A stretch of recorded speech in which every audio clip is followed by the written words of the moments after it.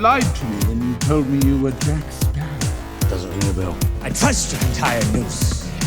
Forcing a man to twist his own hanging rope. So the pearl. Any idea how to get her out?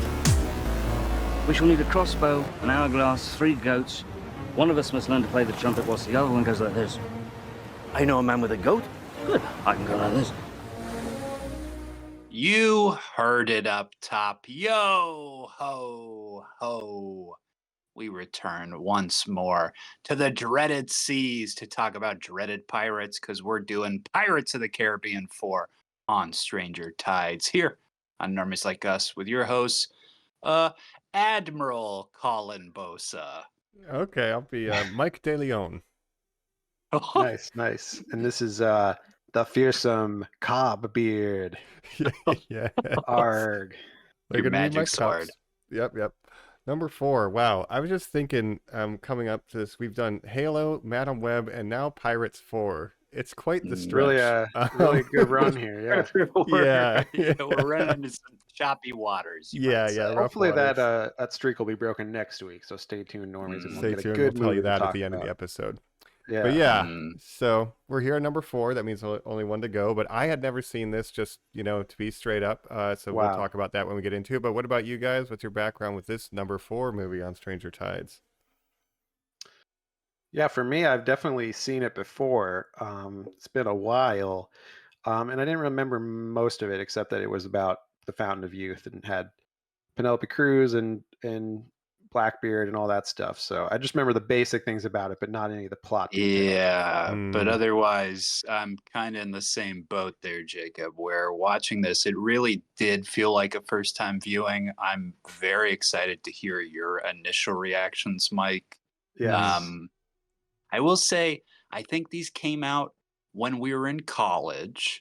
Having talked about our whole history of how much those films meant to us, and we said last week the weird ending to what we thought was maybe the last Pirates of the Caribbean movie at the time left me as a high schooler feeling extremely melancholy, the weird ending to that film. And I definitely remember seeing this by myself in theaters because I could not generate any interest across the board to anybody else in my life to see this. Oh, wow. sure. No Yeah, I kidding. definitely did not see it in theaters. This came out in 2011, by the way. And I caught it later on streaming. But it's interesting because they do set up this movie at the end of the last movie. Like they set up the Fountain of Youth. Of course. They kind of put it in motion. So they already had a general idea of what they wanted to do for a 4th movie, it seemed like. Yeah, but this had been 2007 was at World's End. So it was like 4 years removed. 4 years. Yeah. And it was like only We'll 2 finally years. give you that payoff 4 years later. Yeah. But it's kind of showing Yeah. it's not it's a continuation of the franchise, but it's not directly related to the original trilogy, right? Fair. Yes. And we'll get into like the background and who's Absolutely. behind this and stuff proper. That's right. Yeah. But I don't know. I'm just swashbuckling. Anything else we want to do up top? I don't know. Now, I will Excited to say, get into it. here's a big reveal for our Disney Plus heads, because I know that's how we all watched it. Not a Disney Plus head. I am holding the You own this DVD on DVD. to this film. Now, here's what I Physical wanted media. to Not say. Blu-ray. I didn't say no, not Blu-ray. Jacob, notably not Blu-ray. Because I went home over the Christmas break. So this would have been prior to our 3rd recording, where I realized my father owns every Pirates of the Caribbean movie. So I was like, I'm taking all these. He's like, yeah, That's I don't amazing. care at all. Wow. So I now have all Dead these Men films. Tell Jacob, No Tales as well. Dead Man Tell No Tales as well. I wanted to bring that for the last one. I forgot to point it out. But Jacob, the last film, the one we'll be talking about next month, is the only one that is on Blu-ray. So clearly this was Wow. that shifting time of 2011 past where it's like DVDs becoming Right. Blu-rays. We were on Well, if you Stranger remember, Tides it was back the then. whole That's right. Blu-rays versus HD DVDs was the Yeah, big can you war. imagine if and I was HD trying to DVD track lost. down an HD DVD Oh, man. player Yeah. right now? You need The an laser Xbox disc One. of that era, See right? that? Yeah, Yeah. Mike, Or totally. Xbox 360, I think, something like that. But wild. Yeah, for sure. It makes sense that you had the DVDs though, because we know famously the Keira Knightley Christmas tree. So it's like it's all in the family. Yeah, what I'm learning is becoming that more entrenched. the No, Brooks no, family. I think it's a pirate's life for you. I Yeah. refuse. I Randy refuse Brooks. all this. Loves the Yes. pirates. Loves the pirates. Wow. Well, we love the pirates, so how about we just jump into it? We'll talk about, number 4 on Stranger Tides. You best start believing in podcasts because you're listening to one. All right. We're back here on Normies Like Us. The quartermaster is whipping us hard, so we are about to get to work talking Pirates of the Caribbean 4 on Stranger Tides. Arg. Indeed, Arg. That's right. Well, so like I mentioned, this movie came out in 2011. Originally, they did want Gore Verbinski to return to direct it, right? Unfortunately, he was busy with Rango, the movie that he made also with Johnny Depp voicing a lizard. It's Cowboy an lizard, animated Western about a lizard. Yeah. So he was doing like post-production on that. So he's like, nah, I'm good. It is the same writers, Ted Elliott and Terry Rossio, who wrote this. And they actually got the idea for this. Well, I should mention the director that they did end up getting is Rob Marshall. It's Rob Marshall, who this year or last year did the Little Mermaid live action remake. That's right. So a man who knows how to shoot some mermaids. Yeah. Rob Marshall, primarily known for musicals. He's pretty much only made musicals except for like 2 of his movies that aren't musicals, including this one. But Chicago, then Memoirs of a Geisha, not a musical. He did 9, which is a musical based on the Fellini movie 8.5, starring Daniel Day-Lewis. And then he made this. Then he made Into the Woods, a musical. Then he made Mary Poppins Returns, a musical. And then he made The Little Mermaid, a musical. So I have not seen a lot of Rob Marshall movies, I'm realizing. Because I've seen Chicago, but out of that list you just read, Jacob, honestly, not a lot. No, I'm not a musical guy. Generally. I like some musicals. I'm not against musicals as a concept, but I've never seen any of his except for Chicago. So yeah, I don't know what that says. I mean, not even 9, and I like Daniel Day-Lewis, but not. And really he was in character for the whole making of that movie. Yeah, he was singing an between Italian takes. Scumbag?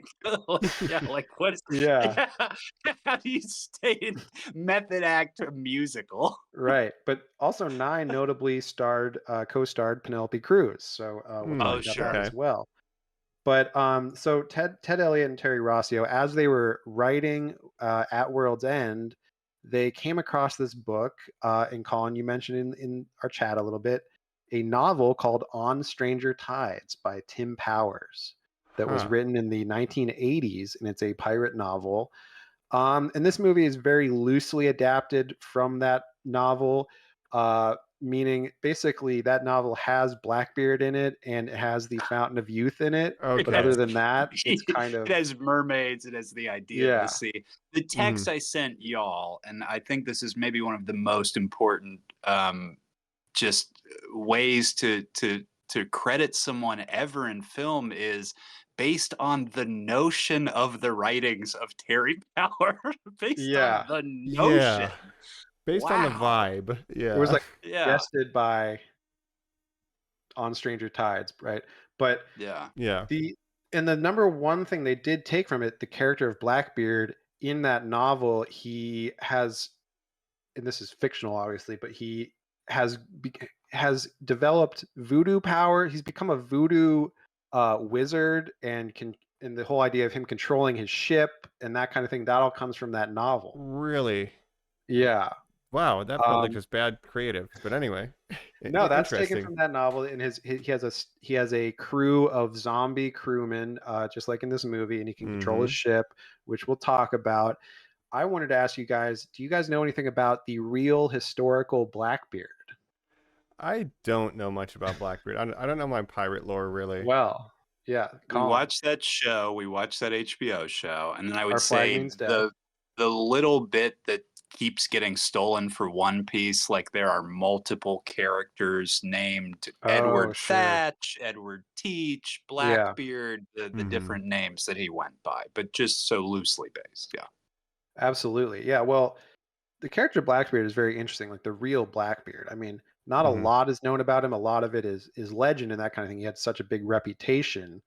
But what I find funny about, is this the first real pirate that we've had in the series? I At least as a Yeah, I main think character, so. right? Yeah. Yeah. No, Hector Barbosa Day. We all celebrate that. Yeah, Yeah. absolutely. I think some of the other characters are based on real pirates, Yeah. but certain things are changed. Like I think Jack Sparrow and Barbossa have elements from famous pirates. But we're not name dropping No. Anne Bonny. I should also right? mention the novel On Stranger Tides. The protagonist's name is Jack, but otherwise he's a completely different character than Oh Jack my Is Sparrow. that true? They didn't have to Yeah. change the transcript at all. Yeah.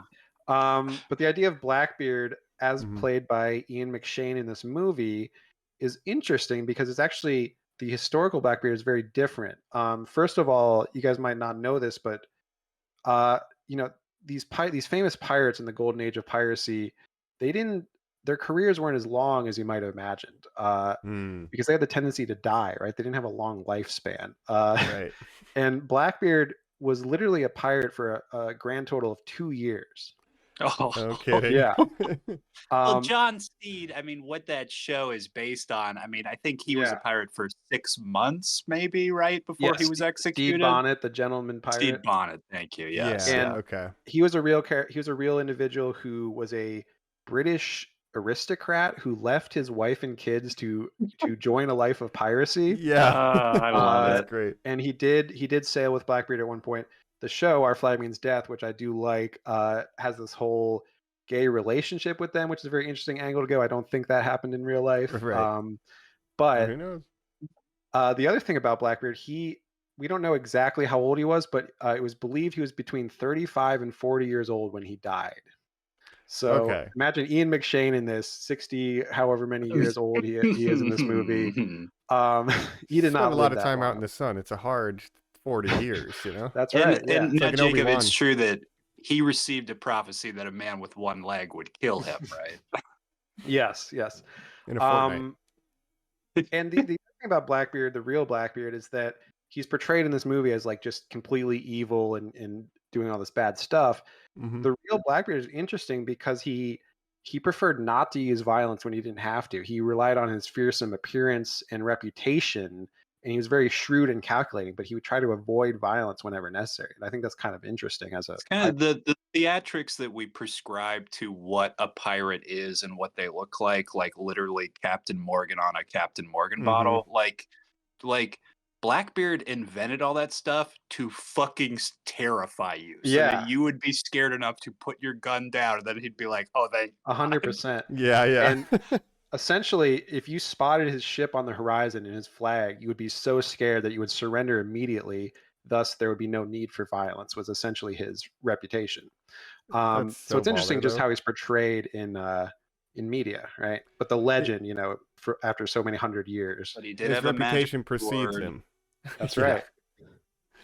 So our media portrayal is more of what people thought would happen when you encountered him more than who he actually was, right? Yeah. Interesting. But yeah, all these Golden Age pirates, they died pretty young. Their careers as pirates didn't last long. You can look at any, Anne Bonny, the famous female pirate. She was a pirate for like a year.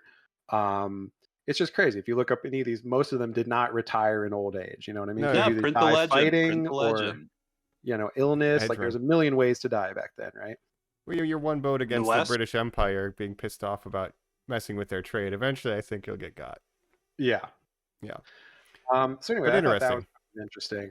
But On Stranger Tides, directed by Rob Marshall, written by Ted Elliott and Terry Rossio.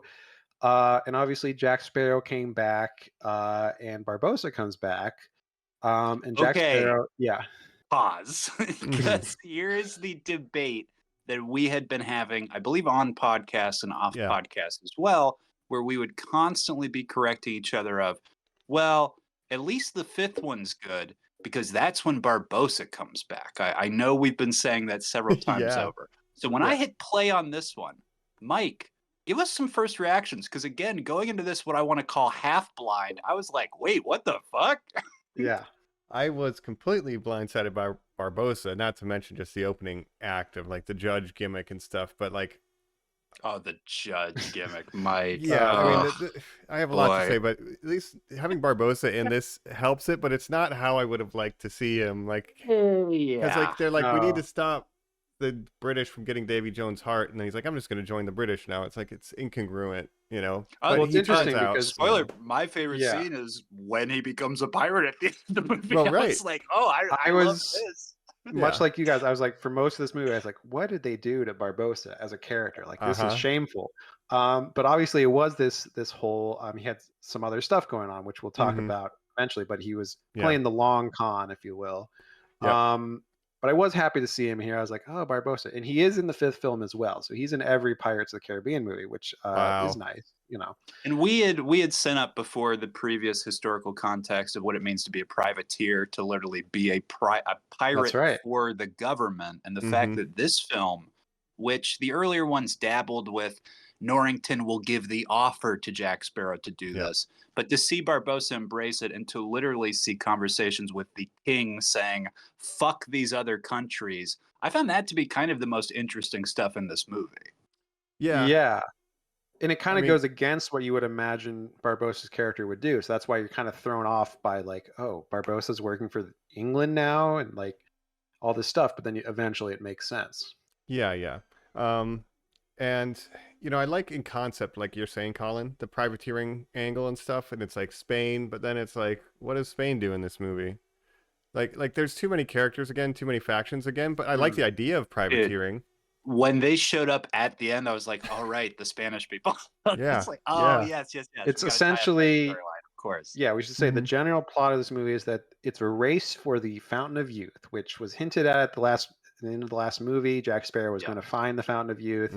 Now everyone wants, the British want the Fountain of Youth, the Spain wants the Fountain of Youth, Blackbeard wants the Fountain of Youth. So they're all sort of racing for this. If I'll let a Catholic live forever. That's right. The reveal of why the Spain actually wants the Fountain of Youth at the end is also very funny. Yes, and unexpected. I can't. It's incredible how almost everything bad in the world, from the modern age all the way to the start of time, basically comes down to Protestants and Catholics hating each other and being almost indistinguishable from each other. Like, well, not even that, just all religions. You know, Islam, Judaism, Christianity, they're all worshiping the same God. They just have different beliefs or different rules or whatever. And so let's ruin the world to make sure that you believe in something a little more dialed towards how I believe in it. Great. Okay, wonderful. And the Catholics and Protestants, obviously, England, Ireland, that's been going on for a long time. There's a lot of history there. But I was surprised. There's a lot of religious overtones with this movie, including a character who is a priest, right? And I talked about character is a generous. A mission. Well, and remember in the earlier episodes, I said in the 4th and 5th movies, there is a Will and Elizabeth stand-in. You have Jack as the main character, but you need a young straight man couple for the romantic interest. And there's one of those in each of these movies. This is the worst one because it's literally a priest and a mermaid. Right? I was going to say the Elizabeth in your mind is the mermaid who says like 3 lines and hisses at people. Yeah. Like I said, it's not very good. They're not good characters. They have no reason to be in this movie. And by the end of it, their conclusion of their arc is very unsatisfying. It's almost like they didn't need to be in the movie at all. Yes. That's a fan opportunity. Just cut out all their scenes. We got Nicholas Hoult from Temu, you know. Yeah. Sorry. Sam Claflin. Sam Claflin. So I just watched the Hunger Games. Well, so He's in Jacob, this is I did all the Hunger Games very recently, and so this is too much information, but basically, because of the way that we all watch things, I didn't want to bogart the HBO, if that makes sense. Sure. So I've been trying to pivot towards what's an Amazon show I could watch. What's an Amazon show I could enjoy. So I watched that goddamn Fleetwood Mac ripoff show that stars Sam Claflin and Riley Keough. I can't even remember the name of what the fuck it is anymore. And I was explaining to my father. To real quick to finish up here to say, I said to my father once, who would you even know Sam Claflin is because you've never seen the Hunger Games? He's like, I have no fucking clue. And we went through his entire IMDb that I own. Well, here's the thing. We missed this. We didn't even bring up that he's in this movie. Sure. Oh, wow. Man. It's funny that you Yeah. mentioned that show. I haven't seen that show, that Fleetwood Mac type show. But Daisy Jones and the Six. It just came. yes, So Nice. and Good that catch. actress Riley Keough is Elvis's granddaughter. yeah, that's All it's right. something in I mind when you're cannot watching it. even face. Yes. But anyway, yeah, they're basically nothing characters, and of course Yeah, the there's shoehorn thing. Well, Sam Claflin's always also, should I just point out, always terrible. He's an actor that every time I see him, I just think, oh, you're trying so hard. Do you guys like him when he's in the Hunger Games or this movie? No. I have no opinion generally. Like you said, Nicholas Hoult from Temu is a great way to describe him. I'm sorry. And that's how I'll be referring to him from now on. She There's has a name. That's my favorite part. When he's like indignantly, she has a name. Oh, what is it? Pray tell. Serena? Really? How do you know that? Because there's never a scene of her telling you. Not a chance. I will point out my favorite moment of this entire movie is when he's defending her, and then the tides are turned on him, and he starts to get choked, and he goes, if you could make a tear, that'd be really great right about now." Like he starts doing like comedic stuff where you're like, oh, that's like, what a choice. Right. Trying to give him a Will Turner line. Yes. The only stuff I like a little bit with him is kind of the stuff with Blackbeard, and we should talk about Blackbeard in a minute. Yeah. We're talking about all of it. We're going through beat for beat. And I mean, Blackbeard is I can just say probably one of my favorite things about this movie. Like one of the few things that I didn't dislike was the character of Blackbeard played by Ian McShane. Because when he showed up, I was like, oh, I like Ian McShane. He's having fun here, I think. So yeah, we got a nice villain in Blackbeard, right? He's got a great look. We obviously like Ian McShane from John Wick. That's right. Deadwood. Yeah. I don't know. I'm kind of mixed on it, Colin. How do you feel about Blackbeard? I think there's times where he's all right and times where he's kind of mid. There, just plot wise, the way that it's so built up of like him working so hard to get the audience with Blackbeard, it's like it takes us a minute to even like see the character. Then I feel like by the time he's in it, it's not enough of a payoff, and then he's kind of out. And the whole power of the boat thing, the Queen Anne's Revenge, is not cool enough to base just this movie around it.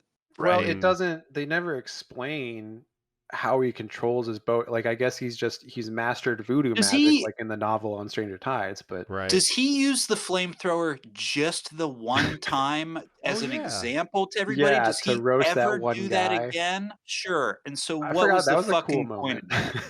Was it? It's just to make him he's like a badass villain. Well, he says a line that, if I don't kill somebody every once in a while, how do they know to fear me? It's almost like playing into him being a coward at heart. It's like the opposite of the real Blackbeard. That's right. That's what's so funny about his portrayals. Is so different from what the real Blackbeard is. And what I just love about this character is that he's just an irredeemably bad guy. And every time he has a chance to be like, oh, maybe your soul can be saved, he's like, nah, fuck that, I'm bad. Even at the end when he can save his daughter, he's like, nah, fuck that, fuck my daughter.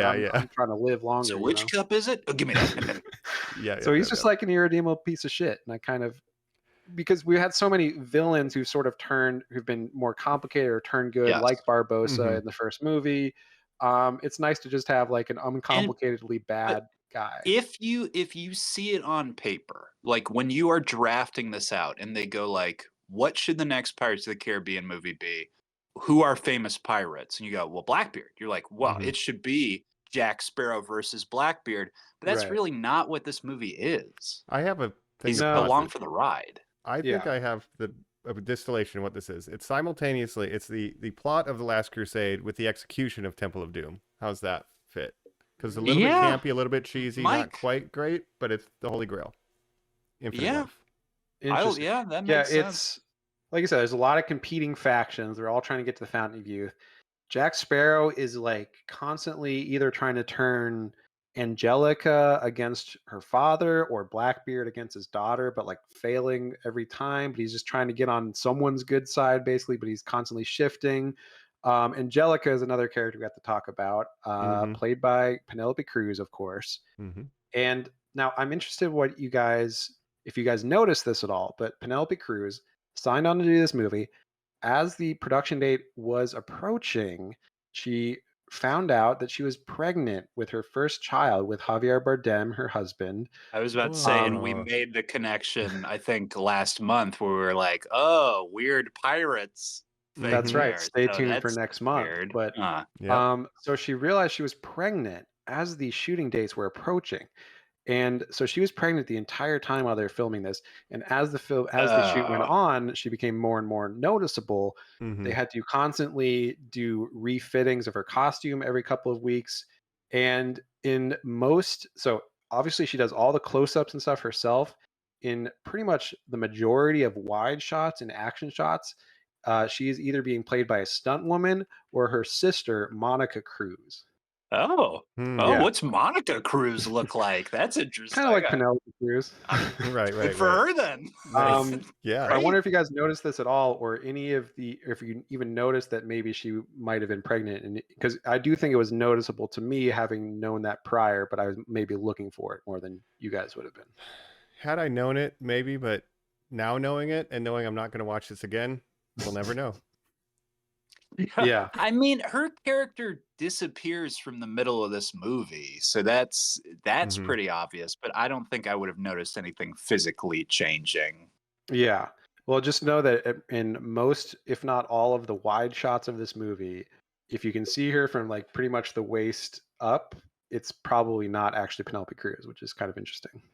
That's like a Mandalorian level reveal of like it's not actually Pedro, you know? Yeah. Yeah. God, and to get that paycheck where you're like, you're paying me for the whole thing? Well, sneak attack, here's something you should know. I'm not going to be usable for much of it. Like, Right. You're going to have to pay Monica too. Yeah, I almost wonder, do you take a pay bump for that? You know, do they punish you for getting pregnant? That would be what's a the contract thing. I especially noticed, like, in the scene when they're catching the mermaids, I noticed in some of the wider shots, you know, it just looked a little like she's like possibly holding her stomach. Yeah. she's like double her and the way the costume her, they're trying to kind of hide it with like she's like wearing this big coat and stuff, but they did what they could to kind of work around it. I mean, is that why she dresses up as Jack Sparrow in this movie? Well, yeah, in that sword fight scene, it's not her. It's like a stunt woman for 90% of it, probably. Right, but that character intro like alludes to they probably wanted like sexy pirate lass, swashbuckling, and then they're like, well, we can't do any of that. Angelica, all of this. I mean, the whole the speech later. I miss Anna Maria. Oh yes, I did too, Mike. The speech later that Johnny gives to Mr. Gibbs, where he's like, "I'm having tingles. I had feelings." Like that whole thing where you're supposed to be like, this woman had the chemistry to break Jack Sparrow. Like, can you like this sea dog was finally under somebody's spell? Nothing in this movie gives that at all, unfortunately. No, I can kind of see. I mean, the idea of it of like, oh, we'll get Penelope Cruz, famously, you know, beautiful, charismatic actress, but it didn't quite work the way they wanted it to, maybe, or maybe the character just wasn't written well enough or something. I'm not sure why it didn't work, but. And what's her bit? She's extremely pious. You're like, oh, that's fun again, for a character. Weird religious stuff in this movie where she was going to become a nun until she met Jack Sparrow, and then she decided to become a crazy pirate. I don't know, I guess. Well, because Blackbeard's her dad. Yeah. Spoiler. You think about how fun the superstition stuff is in the second movie of that ship that Keira Knightley's on with all those people talking about the haunted wedding dress and, you know, coming up with all this stuff. And instead, this movie has a Christian missionary screaming like, repent, God will punish your soul, like at every minute. And you're like, yeah, no, I know. Yeah, okay. Like it's such a bummer. This whole movie just sets out to like, fun is not the first thing in the equation to making this movie, and that's a bummer when your movie's about pirates and magic and like spooky stuff. Yeah. No, I'll tell you the two things I liked in this movie, and we'll get into a sort of a breakdown of the overall plot and stuff. But the two things I liked the most in this movie was Blackbeard as a character and the stuff where Jack Sparrow and Barbossa team up when they. That is such a brief time in this film. No, when they both go to the ship, the Ponce de Leon ship. And they it's team up, teetering. have a whole side excursion. Yeah. but the whole side excursion to the Spanish camp, like I liked that stuff, and I liked when they're kind of being real with each other about like and Barbosa reveals his true motives and all that stuff. Like that stuff was fun, but it took so long to get to that point, and you have to follow Barbosa as he's captaining all these British people, and it's like, who even cares about that, you know? Yeah, when he's we have a heading, Mr. Gibbs, like all that shit. It's like, oh man, it's really slow. I do like when he catches the poisonous frog and he's like, what, an older man can't have a hobby? I can't have a little collection. I was like, good for him. Dude, He's collecting frogs. But again, just thinking conceptually about what this movie is. So when you're starting out and you're going like, the board's cleared. We don't have the quote unquote heroes from the last movie. So what we're going to lead with, our best foot forward, is the best character, the most beloved, Jack Sparrow, and the fan favorite, Hector Barbosa. At least we've got them back. And you're like, that's a great starting point. But then to do the movie math of what this actual concept is, where it's like, well, they're on separate missions the entire time. They barely ever cross. We'll have them come to a head at the end. You're like, well, why did you start there? Like, put them on the same fucking boat. Why was your thought, well, in this one, Mr. Gibbs won't be with Jack Sparrow. You know that thing that he's always is and that fans have come to expect? We won't do any of that. And you're like, okay, again, you're coming at this from a place where it's like you seem combative with your audience. Why are you trying to go against everything people like? We're not going to have the Black Pearl in this one. Okay, the first movie is called The Curse of the Black Pearl. People like the Black Pearl.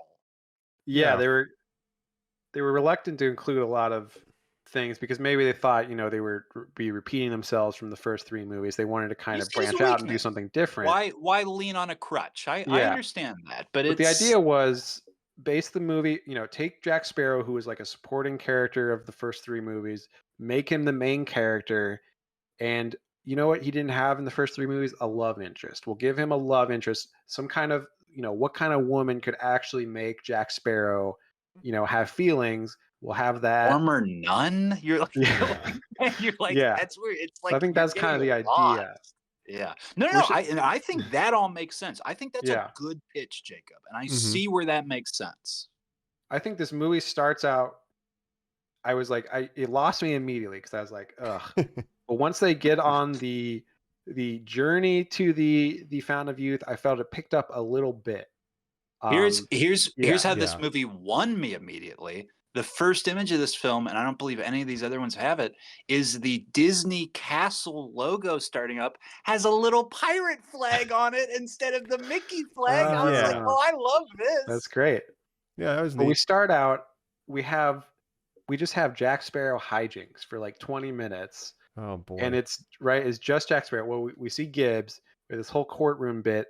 Then we have this long chase sequence where he's escaping. And he meets the King of England. Yeah. But Mike, first time you're here, you knew immediately who the judge was, right? I mean, it's like they don't try to hide it. Yeah, it's not like you see, this judge has eyeshadow or like eyeliner. Okay, no, but you were just talking about like, this judge is crazy. Like you're gonna hang for sure. This guy loves killing pirates. Like it's not him. Right.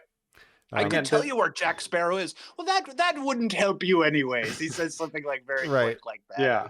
But we do get a 20-minute chase sequence that's inconsequential to the plot. It goes on way too long. And again, I was like, this whole movie is just going to be Jack Sparrow hijinks. Like I'm not going to like this.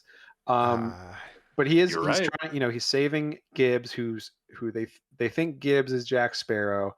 He impersonates the judge, gets Gibbs. He's part of this whole plan is that him and Gibbs are going to escape.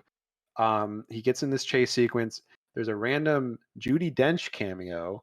Dame Judi Dench. For some reason, he just goes into a carriage. In a carriage, and then he meets the King of England. Oh, she is in. We should say she's in 9, by the way. Yeah, she probably did that as a favor to Rob Marsh. I would assume. So. But he gets captured and then gets taken to the king. Yeah.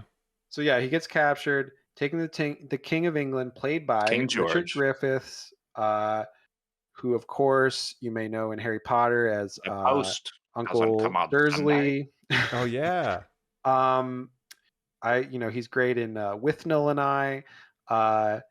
Oh A yeah, great yeah. British actor who died a few years ago, sadly. But Is that lazy eye real? I would assume so, right? It's not like a Paul Giamatti lazy eye I'm that, not from sure. the holdovers. Okay. Mm. Yeah, I'm not sure.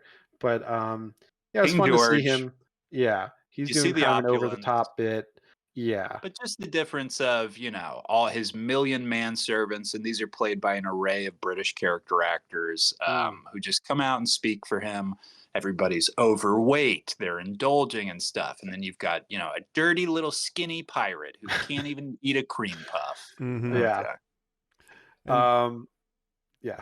again, it's another sequence. Like you can see that it was like this is probably like I think where they rack their brain the hardest. Like let's make him look clever. He's gonna look at the window. He's gonna do that. Like he hatches a plan and he's like wrangling the chains to get him to take him off. Like he's formulating right, and they're showing it. That's But kind then of his thing that he always is yeah, doing, right? He's trying to. But is this where Johnny is maybe stepping in too much and making too many demands of like, Well, what's the plot of this thing going to be? I'm going to have a girlfriend. I'm going to be the adventure. The King of England comes and talks to me, Jack Sparrow, where you're like, okay.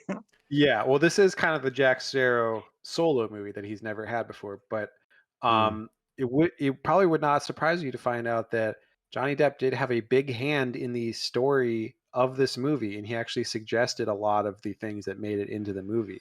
oh geez, Including it was his idea to have a missionary character, Sam Claflin, and then it was also his idea to have the Spanish be also chasing after the Fountain Youth. So two ideas that you guys didn't like were his ideas.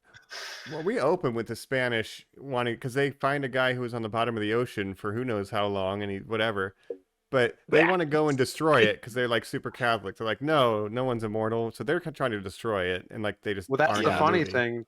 By the third Calls act, it when they do show pagan up, waters. He's like, Yeah. pagan waters. You're like, oh, Okay. that's and literally great. everyone's trying to get it for everlasting life and stuff. And the idea is that you have these two silver chalices. You need a mermaid's tear, and then you put the water of the Fountain of Youth, and you put a mermaid's tear in one of them. The person that drinks that one, and then someone else drinks the other one. They're and you're trading your years to someone It's an else. Essentially, you're exchange. transferring Yeah. the rest of your years. And that's So- the ritual, and everyone wants to live forever, right? Now, is that all coming from the book, Jacob? I don't know to that detail if it is. All I know with the book is that Blackbeard is in it. He has voodoo powers. He can control a ship, and he has a crew of zombies.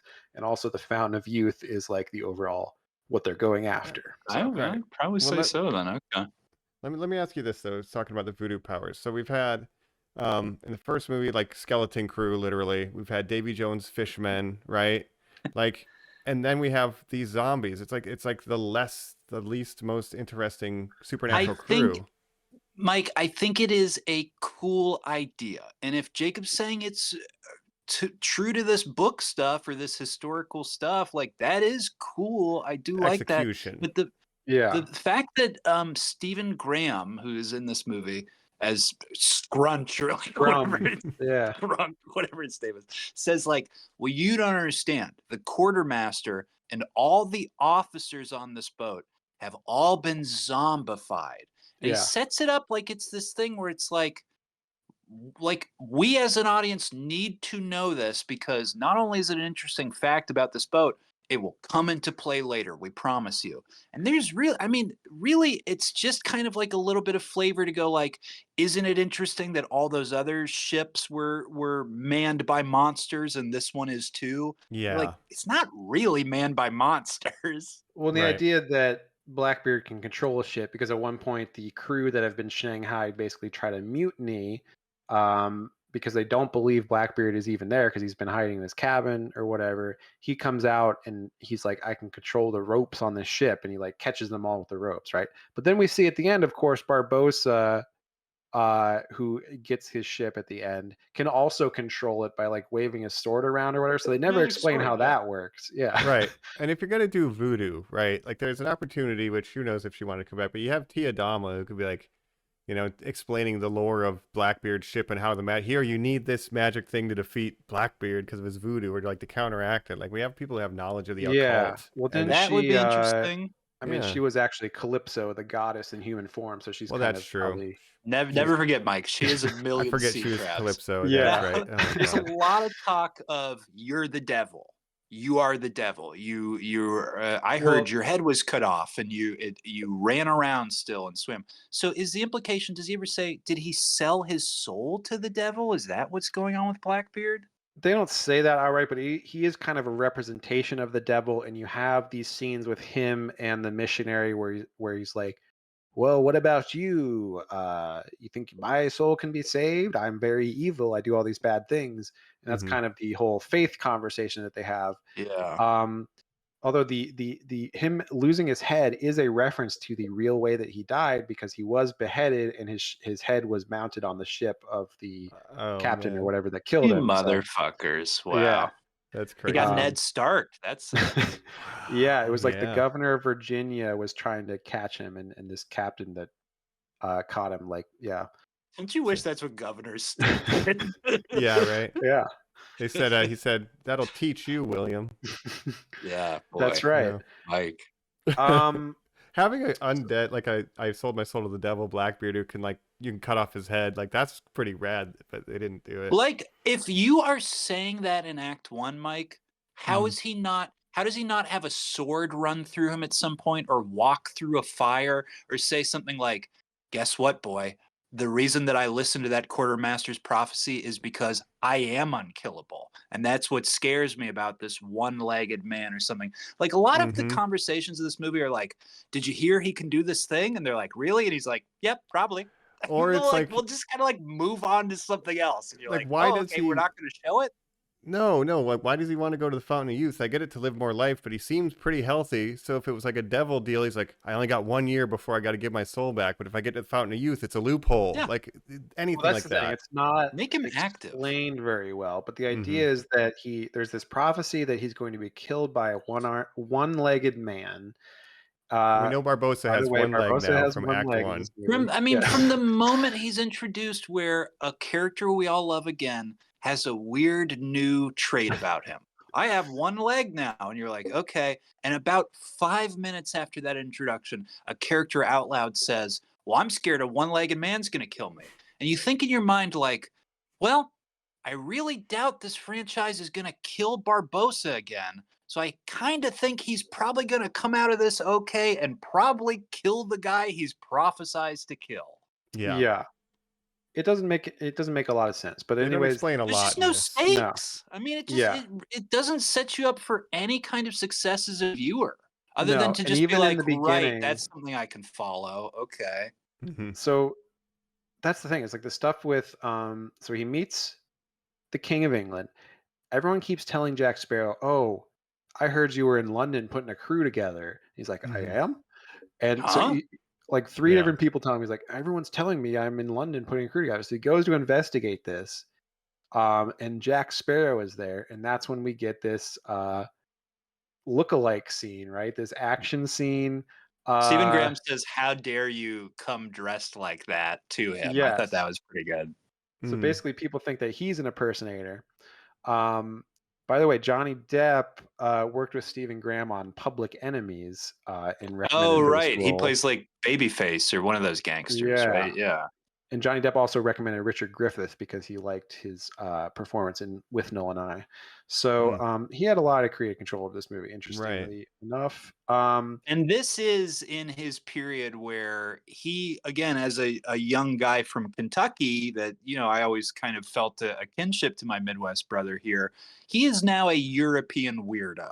This is the time where he buys a small French village, and he's living with that French former teen star, who his wife, who he will have the child with, who of course is a famous actress now, Lily Rose Depp. Lily Rose Depp. I could not remember her name, but he's entered his period of. I'm sure he is incredibly European at this point. So when you're saying that he's like pushing for these British character actors personally, I do believe that. Yeah.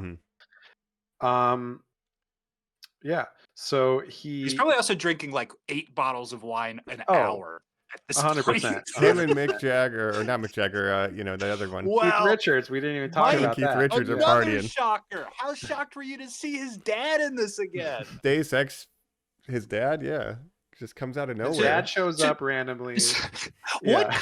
What sort of bad script do you have to write where you're like, okay, the person we can trust to give all of the exposition is Keith Richards? Uh-huh. I'm sure it was like, people loved his cameo in the last crazy. movie. Johnny But the Depp was like, stuff- oh, yeah, bring Keith Richards back. We'll hang out on set. It'll be great. We'll drink wine. We'll and drink do drugs. so much wine. Yeah. But Jacob, when he's literally like, boy, you can't go out for that quest without knowing what you're headed for. And he says, what am I headed for? And Captain Teagues goes, what you need is a mermaid's tear, 2 silver gauntlets. Like It's just the profane lays it ritual, He right? just says this thing where you're like, well, how do you know this shit? And Johnny Depp calls it out and goes like, did you take a sip of the Fountain of Youth? He says, does this face look like it's taking a drink out of the Fountain of Youth? That's very funny. Which they And take kind of very hit funny. on it, the idea, and then he kind of just he looks away for a second, and he looks back, and he's gone. So he mysteriously disappears. So they're almost trying to highlight the fact that he just randomly shows up, explains this stuff to you, and then disappears. He does a Batman. It's bad. It's bad. It is lazy writing.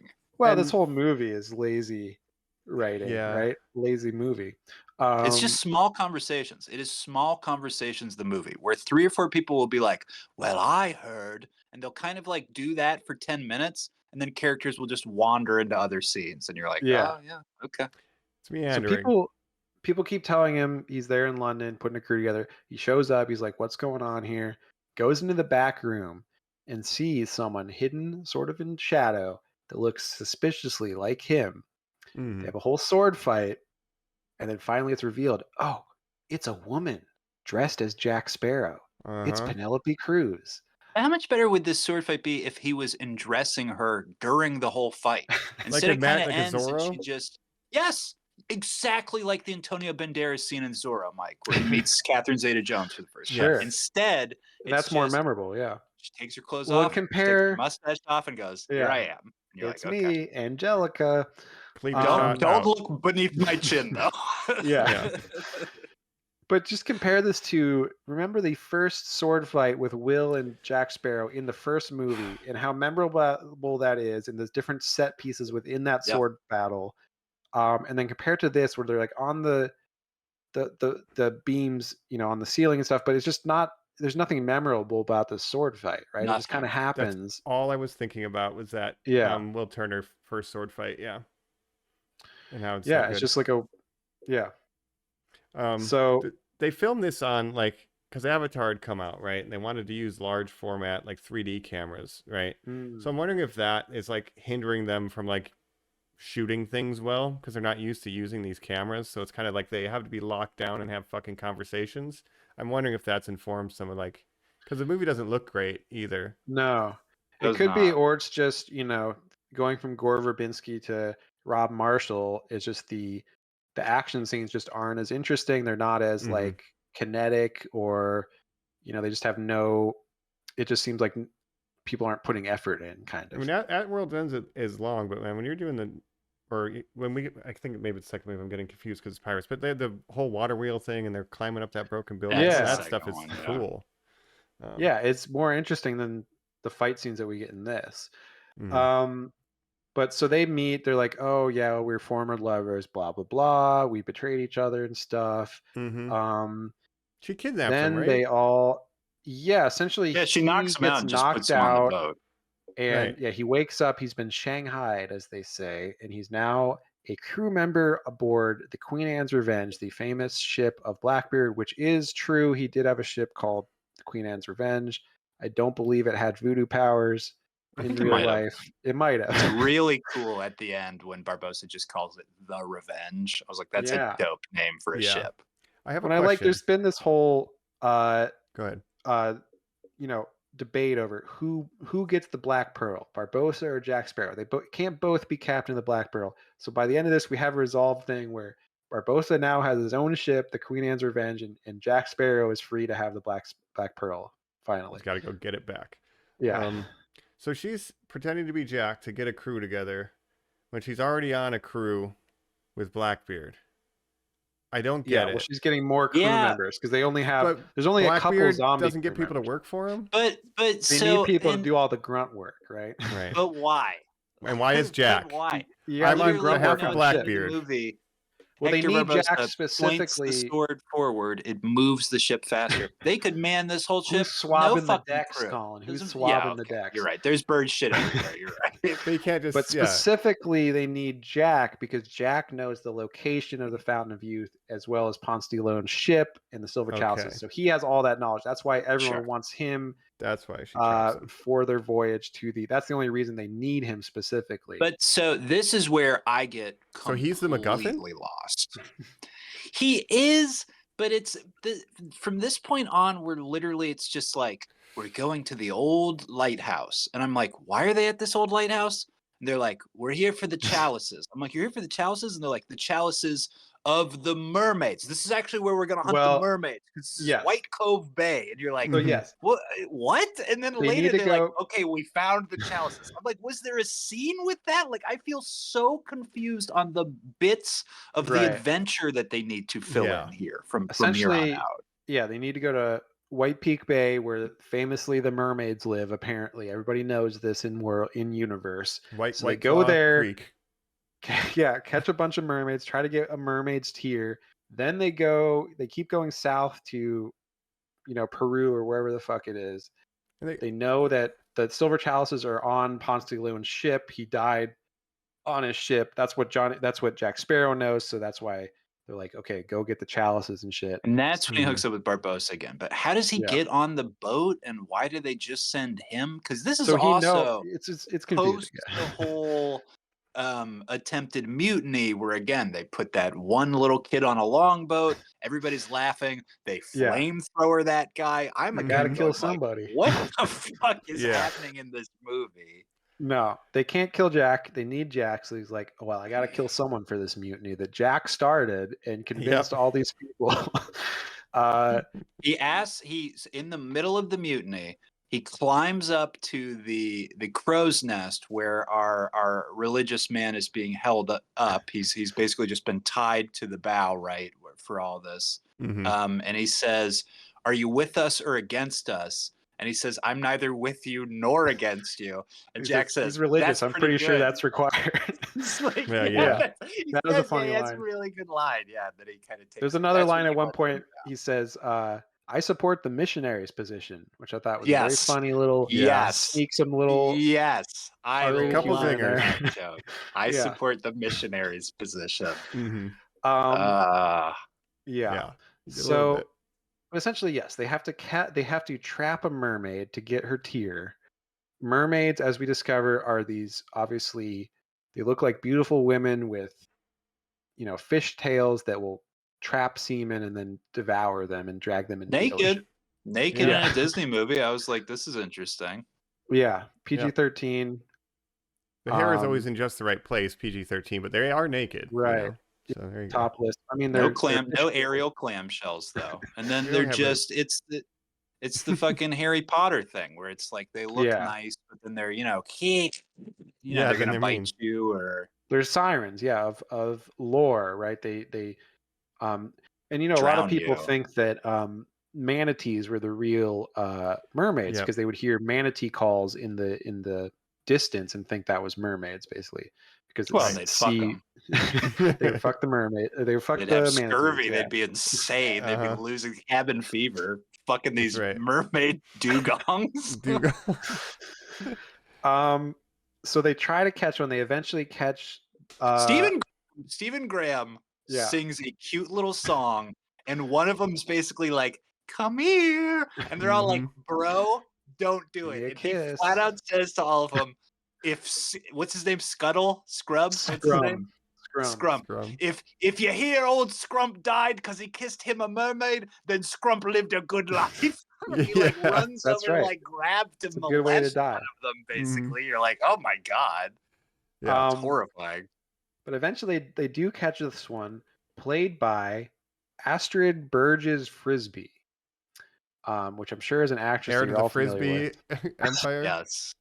Yes, I guess she's a Granddaddy, the I want to French be an model. actress. Use your frisbee money and make me an actress, Granddaddy. Mhm. She was a French model, and I guess they just liked her look. She didn't have a lot of acting experience. Oh, I would assume she's like Johnny Depp's babysitter or something. Truly. It's like in the Transformers movie when they replaced Megan Fox with this model that no one had ever heard of and hasn't done anything since, kind of Excuse me, thing. Mad Max Fury Road. Right, right. Rose Whittingley or whatever her name is. Yeah. Yep. But again, she barely has a character in this movie. She just kind of gets trapped, and then She does maybe 3 lines, and we're supposed to believe this virgin is just like, I'll fucking. He literally says, "Damn you, God, for taking her from me." At one point, you're like, God is your whole thing. Like, essentially, you turned your back on him. He's the one guy that's nice to her, and because of that, he falls in love with her, and she falls in love with him, I guess. He's not stupid. The first thing he does is stab her in the tail to catch her. Well, I guess he feels guilty that he. Yeah, I guess he feels guilty that he was the one who caught her, and then kind of feels like, and then later, he's like, she's like suffocating because she needs air and stuff. So he's like, she needs air, blah blah blah. It's like, there's not much there in terms of no. So her whole deal is like, you're gonna sit in a tub for the whole movie. Like, can you? We need your tear. Mike, it is that, there is a clear setup of like, okay, here's how we'll deal with the mermaid. But they almost use her as an equation to be like, she will be the result in which we get Sam Claflin to take his clothes off. Almost every scene, he will offer a new piece of clothing to her so that he gets more naked. And we have to see how fit this missionary is. It's representative of him shedding his, insecurities protein all day. Well, the funny thing is, she is being carried in this glass coffin, but at one point it just breaks, and then her tail just turns into legs, and she can I hate walk. this. And it's like, that could have happened the whole time. So why were we carrying you in this fucking? I didn't ask for help. Yes, but you need it. Man. Very profound line. This movie, and when she got legs, I'm like, they put Davy Jones' feet in buckets. He used to have integrity. He used to have integrity. But mermaids can just grow legs now. Don't they have to give up their voice to do that or something? Fuck you. Why did you do that to the mermaids when I have to step in buckets? That doesn't the voice seem very thing fair. is Little Mermaid 1-to-1. Right. That's the thing is like, yeah. Little Mermaid, she had to give up her voice to get legs. That was the whole point of the movie. Yep. Yeah. Well, let's take a quick break. And then we'll come back and continue our journey to the Fountain of Youth, because I'm not getting any younger talking about this one. Catch you on the other side. We're back here on Normies Like Us, where again we are facing that strange tide, talking Pirates of the Caribbean 4. That's right. And Mermaid's got some legs. We kind of jumped ahead a little bit, but we need a tier. That's one of the functions. We're getting the cups, right? Yeah, so we're trekking through the jungle. Meanwhile, Barbossa is following with his crew of British guys. At one point, the ship gets overpowered by the mermaids while he's on land with a couple guys, and he's like, well, I guess they're dead.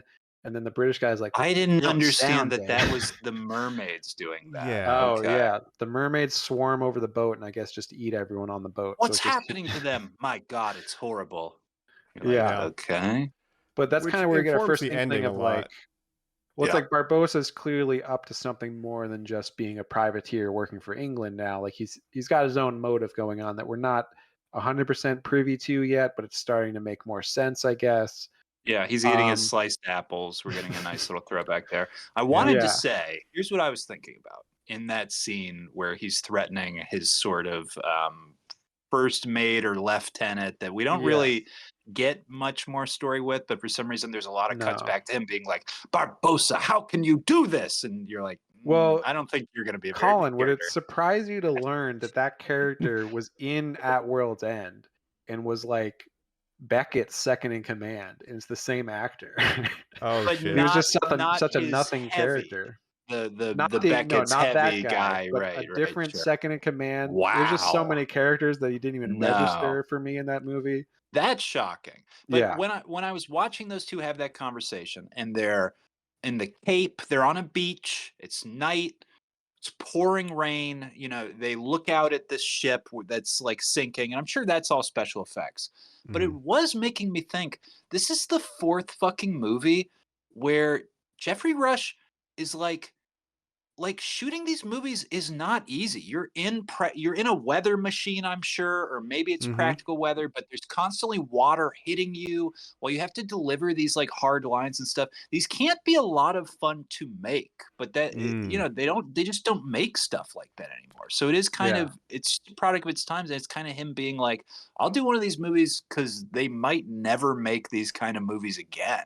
Yeah, I think he does like playing this character, and he just wants to keep doing it, I guess. Like I said, he's in the 5th movie too, so he keeps coming back. Shocking. I don't the only one besides seagulls. Johnny. Yeah, honestly, there's a pretty good chance, and I know that we'll talk about however things do end for him in the 5th one, but where if they were going to reboot it and they aren't going to do this Margot Robbie completely separate thing, the character that they're kind of like, well, Jeffrey Rush, nobody has an issue with. Like, 80-year-old Jeffrey Rush. Like, you're the one we got to guarantee. Let's bring Barbossa back to this franchise. Yeah, I don't know. I will say he's looking pretty old in this 2011 movie. Boy, yes, he is. But I mean, he's still out there kicking. So yeah. But he's doing his own thing, so so it's like him and 3 other British guys now that don't get killed by the mermaids. Hey, real quick. I'm so sorry. I'm so sorry to do this right now. But we talked about Madam Web last week, right? Where Jacob again informed us of the Suicide Squad list that those writers put together. Now, Gods of Egypt stars Jeffrey Rush as the sun god, Egyptian god Ra. Have any of you guys seen what he looks like? Because I will ask you right now to Google Jeffrey Rush, Gods of Egypt, because I would like a live on-air reaction to what he looks like. That's the one with I'm searching now. Nikolai Coster-Waldau. Yes, as Horus. And then, of course, my main man, what's his name? Jerry Butler. Jerry Butler. Seth, God of the Underworld. Whoa. Mike, are you seeing this? I'm seeing all of this. It's like Werner Herzog on fire. What the fuck is this? Oh my God. A lot of gold, shaved head. Listeners, I would urge you to look this up. It's basically a cameo, but he comes in and he gives a performance not unlike Barbossa, where he's like, look, I know exactly what this movie's like. I'm going to do exactly what you need me to do. Yeah. Okay. Nice. I urge you to see these scenes with him in it. Jeffrey Rush. Yeah. Yeah. Oh man, I will have to look. I remember seeing trailers for this movie when it was coming out, and I was like, "That looks really bad." But probably better than Madam Web. Yes, I agree. Yeah. So we're trekking through the jungle, right? He catches a poisonous frog that will come up later, for reasons that we'll find out. If you show a poisonous frog in Act 3, you better use it in Act 5. Chekhov's poisonous frog. Yeah. So we get to the scene where voodoo doll. How does the voodoo doll never voodoo doll? Voodoo doll is great. When they throw it off into the water, is that the last time we ever see the voodoo doll? No, not if you saw the end credits scene. Post-credit scene. Yeah. Dog. Oh, hold on. Excuse me. Let me go pop this bad boy. Yeah. I'll be right back. Yeah, that'll come back up. But basically, so they get to this cliff. There's a bridge. The bridge is out.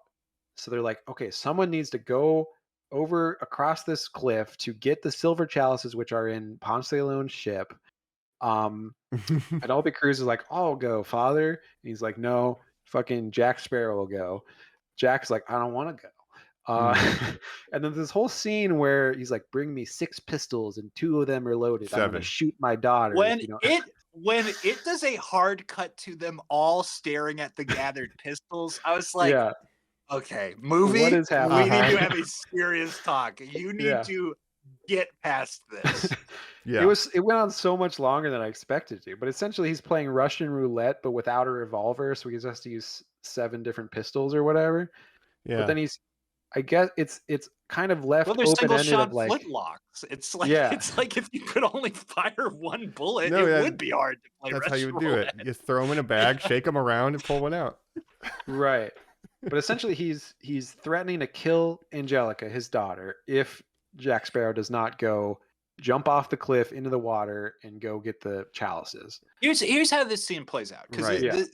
here's an issue with the storytelling. Because Jacob, it's Mhm. going exactly how you're saying it, but just to boil it down, there are scenes where Jack will be like, "I'm not going to do that," and Blackbeard will be like, "You have to do it," and Jack will come back with, "Well, you wouldn't make your daughter do it," and Blackbeard goes, "You think I'm not evil enough that I wouldn't make my daughter do it? I Right. could make my daughter do it." And Jack goes, "Oh, if you could make your daughter do it, I guess that means I should do it." There's about 4 scenes Yeah. that play out that way, where each time you're like, "Why the fuck are we wasting minutes on this?" And then she's Right. also saying, "I will do it." It's Yeah. like, And he's like, Constantly. no, don't do it. Jack Sparrow will do it. yeah. But then Oh, she's man. like, but you knew which ones were loaded, right, Father? And he's like, yeah, of course, of course. Which, you know. Voodoo. What happens if Jack just Yeah. shoots her in the face or whatever? Like, what do we do Yeah. now? Right. Who are you going to get your extra years But- from, Blackbeard? What are you doing? Yeah. But eventually, yeah, he's like, and then he's like, well, will I survive if I go off there? And then the quartermaster throws the voodoo doll after, and he's like, I guess you will. And so then he jumps, and then he goes and Here's he goes what to I get like. the chalices. When he Yeah. throws the voodoo doll off the cliff, Johnny Depp goes, "Oops." That's like a very silly That was scream. very funny. And yeah. then he repeats the scream when he when jumps off the cliff. Yeah. Yeah. Yeah. That's a nice little bit. But Voodoo so doll he doesn't gets have to much, though. Ponce de Leon's ship, and who is there waiting? But In the Captain darkness, he literally Barbossa. just walks forward out of the shadows. Yeah. You're like, Hello. what are you doing? And Well, as then we when find out, Jack he was lunges at him, he says, like, we can't move because if we move... Yeah, there's this whole bit where the that's what he ship was is doing. balanced precarious because the ship is like on like a absurd. cliff or like pinned between Right. some rocks or something. For Basically, 200 years, it's Barbossa. been perfectly balanced. No wind. Yeah. No nothing. No birds. Yeah, no nothing. This reminded me of our favorite movie, Uncharted. Absolutely. Yeah, Lost. I got a lot of Lost out of this. Sure. But as we find out, Barbossa was waiting there for Blackbeard because he thought Blackbeard would be the one to get the chalices. And obviously, I guess we can reveal Barbossa's plan is that Barbossa. he's trying to get revenge against Blackbeard because Blackbeard is the one who. So basically, Blackbeard's been going around and capturing other pirate ships and putting them. We forgot to mention he's shrinking them down and putting them in these bottles. Right. And so he came upon the Black Pearl. Took it over. And put it in a bottle. Barbossa lost his leg in that fight. So Barbossa is trying to get revenge for him taking the Black Pearl and losing his leg. But That's his Jacob, he Yeah. Tell, don't does show. say later, you're so right that he has enough bottles to make an armada. That's what Mr. Gibbs will say at the end.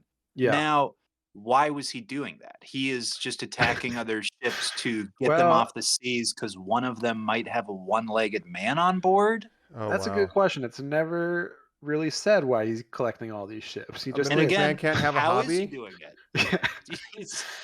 I mean, Mike, obviously it is just a joke on ships in a bottle. And Yeah. again, Yeah. you see the screenwriters going like, we wrote Shrek. Shut the fuck up. We will put in here whatever we want to put in here. Sure. What is pirate stuff? Blackbeard, ships in a bottle, fucking voodoo? Ponce de peg legs. Leon, mermaids, voodoo. Like, it is such Yeah. a weird, like, crossing. Boy. Yeah. Yeah, And again, the it's idea wild. is that because Blackbeard can control his ship with voodoo powers, that he can overtake any ship because no ship can stand a chance against this ship because Because the Blackbeard can ropes just could come catch it. alive if you Yeah. were on the ship. Yeah, they what would if he grab just you, like, captured the- why? Yeah, does he have Well, a I think Flying that's Dutchman? what Barbossa says, right? Is that he gets caught with the rope, but then he cuts off his own leg to get away, and that's why he lost the leg. Mm. Yo, I missed all that. That's awesome. I But did again- not. Yeah. That's cool. Show that. Like, that's your opening Yeah. of the movie, is Barbossa losing the Yes. pearl. You establish Yes, a villain. that would be, Mike. No, that instead would we be just get this. fucking awesome. yeah, that's cool. I feel like 'Cause they here's the wanted thing. it to be this mystery of like, why is Barbossa working for England and all this stuff? What they want it to be, Jacob, is once again, when you set these narratives up, if you have these payoff after these long film stories where you're like, a whole arc ended after 3 movies, typically that means our characters have a resolution or they're at a height of success, or something is paid off. When you tell a new story, you want to get them back to their lowest so you can get them to new heights again. Yep. Right. But the wiping of the board of this one, where you're like, Jack Sparrow's a loser again. Fuck Jack Sparrow. Hector Barbosa, he's got this, yes, I agree with you, interesting kind of background story that isn't utilized or developed or shown enough for this whole movie. And since it sets them on separate planes of existence that they're kind of against each other, you don't have time to develop it. If it had started with the loss and you're already, I mean, if you're going to this movie, you've seen a trailer, Barbosa is going to be in it. You're not me and Mike 10 years after this thing came out, going oh, Barbosa's in this? That's fucking wild. it is. So just pay that off. Have the first scene be him against Blackbeard. That helps set up Blackbeard as a really big fucking threat that he wiped the board of the first villain off. I think that would be a way better as a cold open instead of what the cold open of this movie, where it's like a random Spanish guy. It's a Spanish guy gets scared. It's like the opening of this movie. Have Barbosa get washed up. That's who they get. It's like, after the battle. Barbosa losing the leg. Black Pearl What to happened Blackbeard. to you? I totally agree. That would be he has to stoop to beg Jack Sparrow for help. I have to. That's how low I've come. Wild. Yes. Yeah. That all makes anyway, more sense. we didn't write this movie. You're 100% right. Because we the first time we see, we're not again, the payoff of Blackbeard is that basically Jack Sparrow thinks, oh, this isn't really Blackbeard's ship. Blackbeard's not on this ship. This is bullshit. Yeah. And then he comes out of his cabin, and that's the first time we see Blackbeard, and that's kind of the reveal. But it doesn't make any sense. Yeah. Because he's like, I knew you were on here, and I wanted to talk to you, and I knew this was the only way. And Blackbeard's like, begrudging respect, of course. Jack Sparrow always 2 steps ahead, right? That's his thing. Yeah. Unless he's just improvising. That flamethrower on the Black Pearl. That's what should have happened. Yeah. Yeah. Didn't Davy Jones have a similar, or he had just had like crazy big cannon type things, or he just had a rotating cannon. He had a Kraken. Yeah, he had a Kraken, but the helm had a cool. Yeah. I wanted it to shoot like a fucking laser. I wanted it to like obliterate stuff in this. The fact that it's a flame that's basically 12 inches long, that they have to have the little longboat basically be like parked next to the front of the ship for the tiny flamethrower to even hit it. I was like, this looks terrible. You didn't get the special effects there. Cut this. You're never going to reference it again. Cut this. It doesn't matter. I will be interested to see. So Barbosa at the end of this movie is now captaining Queen Anne's Revenge. There's no way. I genuinely don't remember this movie, but I wonder if that comes back. I don't know. Yeah. No, there's not a chance. I don't remember anything about it. Like, I remember scenes. I have images, flashes, but I know nothing in detail. It's like, I want to say this. I think Stephen Graham's in the next one. We'll find out. It's like, but this suffers from the same problem that World's End did, where it's like we have characters on different boats not interacting until the final act. They're just kind of hanging out, doing their own shit. Huge issue in this movie, Mike. That is a they're huge trying to make problem. I feel like they're trying to make it this like madcap dash to get to the Fountain of Youth, and everyone's kind of doing it's kind of like a cannonball run or something, right? They're all trying to get somewhere. There is a bit of a rat race, or yes, you're. But totally the problem is right. they're Calling just it not cannonball interacting run would be enough. funny because it's pirates. But true. And I made a wacky reference or wacky racers reference on one of these episodes. I think in like the first one we did because of something. But like, if you do that, if you choose to do that, again, narratively, what's so fun about that is occasionally the cuts to the other parties where it's like, what kind of crazy shit are the Spaniards getting into on this voyage, or the Brits? But the fact that it's really Jeffrey Rush one time being like, oh, there's the Spaniards. Everybody, they don't even care. They don't even look at us. They don't even give a shit. We're fucking nothing to them. And we never see it again. You're like, until the end. Well, it's almost like all of this is so underdeveloped, which is really just, it's the main word we're using this whole time. How a movie can take 4 years to get made. It can be the jewel of the studio. They want it to be made. They put all their chips going, we have to nail another Pirates. Jacob's saying like, we have to nail the first solo Johnny pirates. Like, this isn't even just, we're not even just doubling down to do this one movie.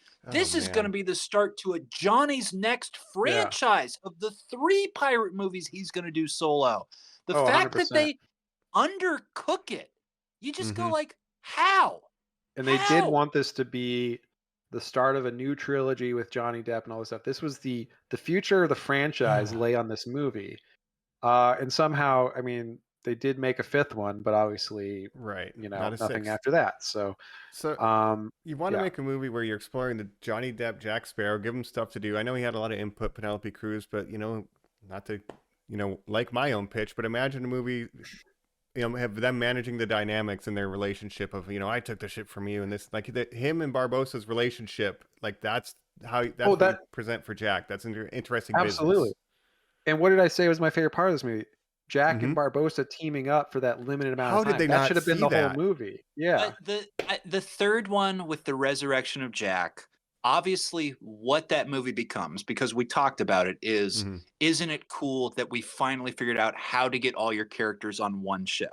And it was very cool how you don't then just go, okay, well, that formula worked for that one. Let's, again, I'm using the word develop. Let's fucking figure out how to really do it for the next one, because we got to cement that they're partners, or we've got to cement that this dynamic works together. That's what you do. That's what you double down on. You don't just go like, let's just kind of figure it out one more time, where they're just rivals and enemies again. And I think it's kind of what this movie becomes in the 3rd act, but it takes so long to get there, where it's like they have this odd couple buddy cop dynamic where they're like, they have similar goals at times. They kind of hate each other, but they're kind of friends, kind of thing. Like that dynamic could have been expanded on for the whole movie. Instead, Barbossa is just off separate for like the first 2/3 of this movie. And I'm sure it's Johnny who's coming in and saying like, but the audience is really going to love, like 40 minutes of humor of this is going to be Captain Jack Sparrow's the cabin boy now. That's fucking hilarious.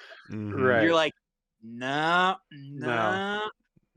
So so Jack and Barbossa have this scene. They get they realize that the Spanish now have the chalices, and they're like, okay, let's team up. We're gonna fucking trick Blackbeard eventually. We're gonna go get the chalices from the Spanish camp. We're gonna have this little side mission, and then you can go wait for Blackbeard at the Fountain of Youth to get your revenge, Barbossa, and I'll kind of lead him there, and we'll work together. Right? Brilliant. They have this little mini adventure. They get the chalices from the Spanish. They end up getting captured by the Spanish. They're tied up for a minute. That's where you had this funny scene where he unscrews his leg. He's got some rum in there, right? That's great. Of course. Jack's like, I want one of those. Yep. Sneaking into and then this one dumb trick. They escape. Cut off your leg. I don't remember how they get out of this. I don't remember what it looks like when they find those chalices on the ship. Like, all of this is gone already. Well, they get the chalices from the Spanish. They're tied up, and then they have that heart-to-heart scene where Barbossa is telling him the story of how the Black Pearl got captured. What does he double down on? Does he not like that Jack says, when you lost the ship, it wasn't lost, it was taken? Is that what he fires back with? Yeah, I think so. Yeah. Okay. And then Jack's like, okay, well, if you really want to get revenge, I'll get out of here. He climbs up the tree the palm tree that he's attached to. And okay, that is cool. Also, the British people come and rescue Barbossa anyway. Does he do Ethan Hunt? He does a Mission Impossible. Yeah, he does a Mission Impossible. He kind of pretty much uses the tree as a slingshot at one point. He's doing some Jack Sparrow stuff. Do a slingshot. Yeah. He goes back to Blackbeard. They lead him to the Fountain of Youth. They end up at the Fountain of Youth. Everyone's there. Blackbeard or Barbossa is lying in wait with his British guys. He's like, Blackbeard, I'm gonna get revenge against you. Remember me? There's a big standoff. Then the Spanish show up, and they're like, fuck all you. We're smashing these chalices. This pagan water, right? Catholics forever. Which, if they had the chalices this whole time, they should have just melted them down. Like, once they got them to the Why did you bring them? Yeah. Hey, look at what I got. They brought him and just barely smashed him, and then kind of like toppled some rocks and stuff at the Fountain of Youth, and said, Yeah. "That'll do it," Fucking and then this leave. So But there's this scene comfortable. where Barbosa's like challenging Blackbeard. He's like, "Let's fight," and then basically the two sides are about to fight. Jack Sparrow's like, "Wait. Maybe these two guys could just fight, and then the rest of us don't have to fight, right?" And everyone's like, "Yeah, that seems like a good idea." But then they just fight anyway. It's like this guy was the captain, and we're doing all his work. Like, what's even the point of this? Let's just let them hash it out. Everybody's like, yeah. He's pointing out the flaw in the script. Like, yeah, well, he really is. There's this big climactic fight scene. In the meantime, our missionary has been basically just making puppy dog eyes at a fish, and truly she says 3 lines. It's like, I didn't mean to trick you, and she's like, wasn't nice or something like that. He's like, I know. Well, again, this scene where he's like, she has a name. Yeah. And then Blackbeard's like, oh, okay, well, what is it? And he's like, Serena. Did you just make that up, or did she tell you that? Because I don't remember. I don't remember her telling you. Yeah. Okay. You saw her sisters like eat people. Like he even says like he says this line about like you must be made in God's image. You're not some like foul beast, or he says something like that, right? Yeah. Yeah. One of God's creatures kind of head ass. Yeah. You're truly one of God's creatures. But then they tie her up kind of because they want her tear and they're going to kill her. And then when they get the tear, they trick. Okay, we forgot about this part. Oh, yeah. They trick her by thinking that they killed this dude. And then he wakes up and he's like, oh, they didn't kill me. And then she cries finally because she cries tears of joy because they knew that they would never get tears of sorrow from her. So they got tears of joy, and it was all a trap. Yeah. None of that made sense either, right? But no, because their love is so strong, that she was so happy to see him again, right? Yeah. And let's just spoil. It's raw. It is. So their ending is he gets wounded, and she just. I mean, it's basically Splash. I mean, she just takes him down to, you assume, Atlantis. She literally swims off with him, and then we never see them again. So it's unclear even what happened. But like, wouldn't he drown? Able to breathe under there? That's what I was wondering. But they leave her for dead. Long con? Did she just kill him like all the other mermaids? Yeah. Well, if he uses the tear, does he maybe turn into a mermaid? Anything's possible. In these movies, yeah, sure. Yeah. Why not? She can. Sure. Her tail can turn into legs when she's on land, I guess. So anything's possible. It's Splash. That's what happens to Splash, Jacob. Yeah. Being ridiculous right now. Man. But she does have one more purpose in the final act where she comes back and gives them the chalices back because they threw them in the water. That's right. All that is stupid, but who cares? Yeah. Eventually it comes down to Barbosa and Blackbeard fighting. Barbosa poisoned his sword with the poison of the frog that he caught earlier. Check out even frog. A nice squeeze right all over. Yeah. And so essentially, if you're cut at all with this sword, you're going to die, right? Mm-hmm. So he finally lands a cut on Blackbeard. Blackbeard's like, oh shit, I better drink some of that water before I die. Poison Penelope was Cruz his weakness, gets cut too. not one leg. Yes. Yeah. So Penelope Cruz gets cut. His daughter. So Jack takes the chalices, does the thing, put the tear in and everything. And this is so incredibly obvious when he's like, Blackbeard, you want to use the chalice to save your daughter, right? That's what you're doing? Blackbeard's like, yeah, chalices, yeah. Yeah. Right. He's like, this one saves, this one takes away. Yeah, okay. Let me take the save one real quick. No. Yeah. Yeah, it's so obvious what Jack is doing. Right. He has the chance to redeem himself one more time and save his daughter, as any parent would do for their child. Sacrifice yourself for your child who's much younger than you, has much longer to live in life. You're an old man who's done a lot of things in life. Oh, yeah, you're a 70-year-old Irish character actor, and your daughter is a 40-year-old Spanish lady. Yeah. What? I guess the implication is that he was with a Spanish woman at some point. But there's also so much back and forth. There's this rug pulling that Jack does the entire time where he's like, Angelica, you lied. He's not your father. And she's like, no, I lied by telling the truth. The twist of what I told you about the twist Yeah. Whereas the twist is he is my dad. Where Oh, that's again, you're good. I'm like, gonna have to use that. I'm sure this is just like the character stuff that like I'm sure she was like, well, this is good. This is a character beat. This is why I'll take this role. But it really isn't. I mean, it has no bearing on this. It doesn't mean anything. Like you do understand it's a little bit of her motivation and the other stuff that we didn't talk about of like Jack leaving her at a nunnery or a church because they were about to get married. Like you hear all this stuff and you're like, this means nothing. It means Yeah. nothing. No, and She do they have chemistry? Is essentially all I was going to ask. No, No. no, they do not. no. Yeah. Which is interesting because, well, I'll talk about it in my quiz, but don't want to get ahead of myself. Yeah. Don't get ahead of yourself. She tells Jack that she told Blackbeard that she's his daughter, but she's not really. But she was lying when she said that because she is actually Blackbeard's daughter. So she was lying by telling the truth. And then Jack's They like, need a Maury on this "That's boat." very good." But does Blackbeard like does that ever come up to like change his heartstrings or any choice he's making? Like all that is No. superfluous information because yes, it's important for these two characters, but does it ever at any point change what Angelica or Jack are doing? Honestly, I can just see Johnny. Not really. I thought it was important that Jack had a history with her. So, like, I could see this being Johnny Yeah. Depp. Like, actually, giving it scenes makes with her a very Penelope. interesting character because she's actually related to the villain.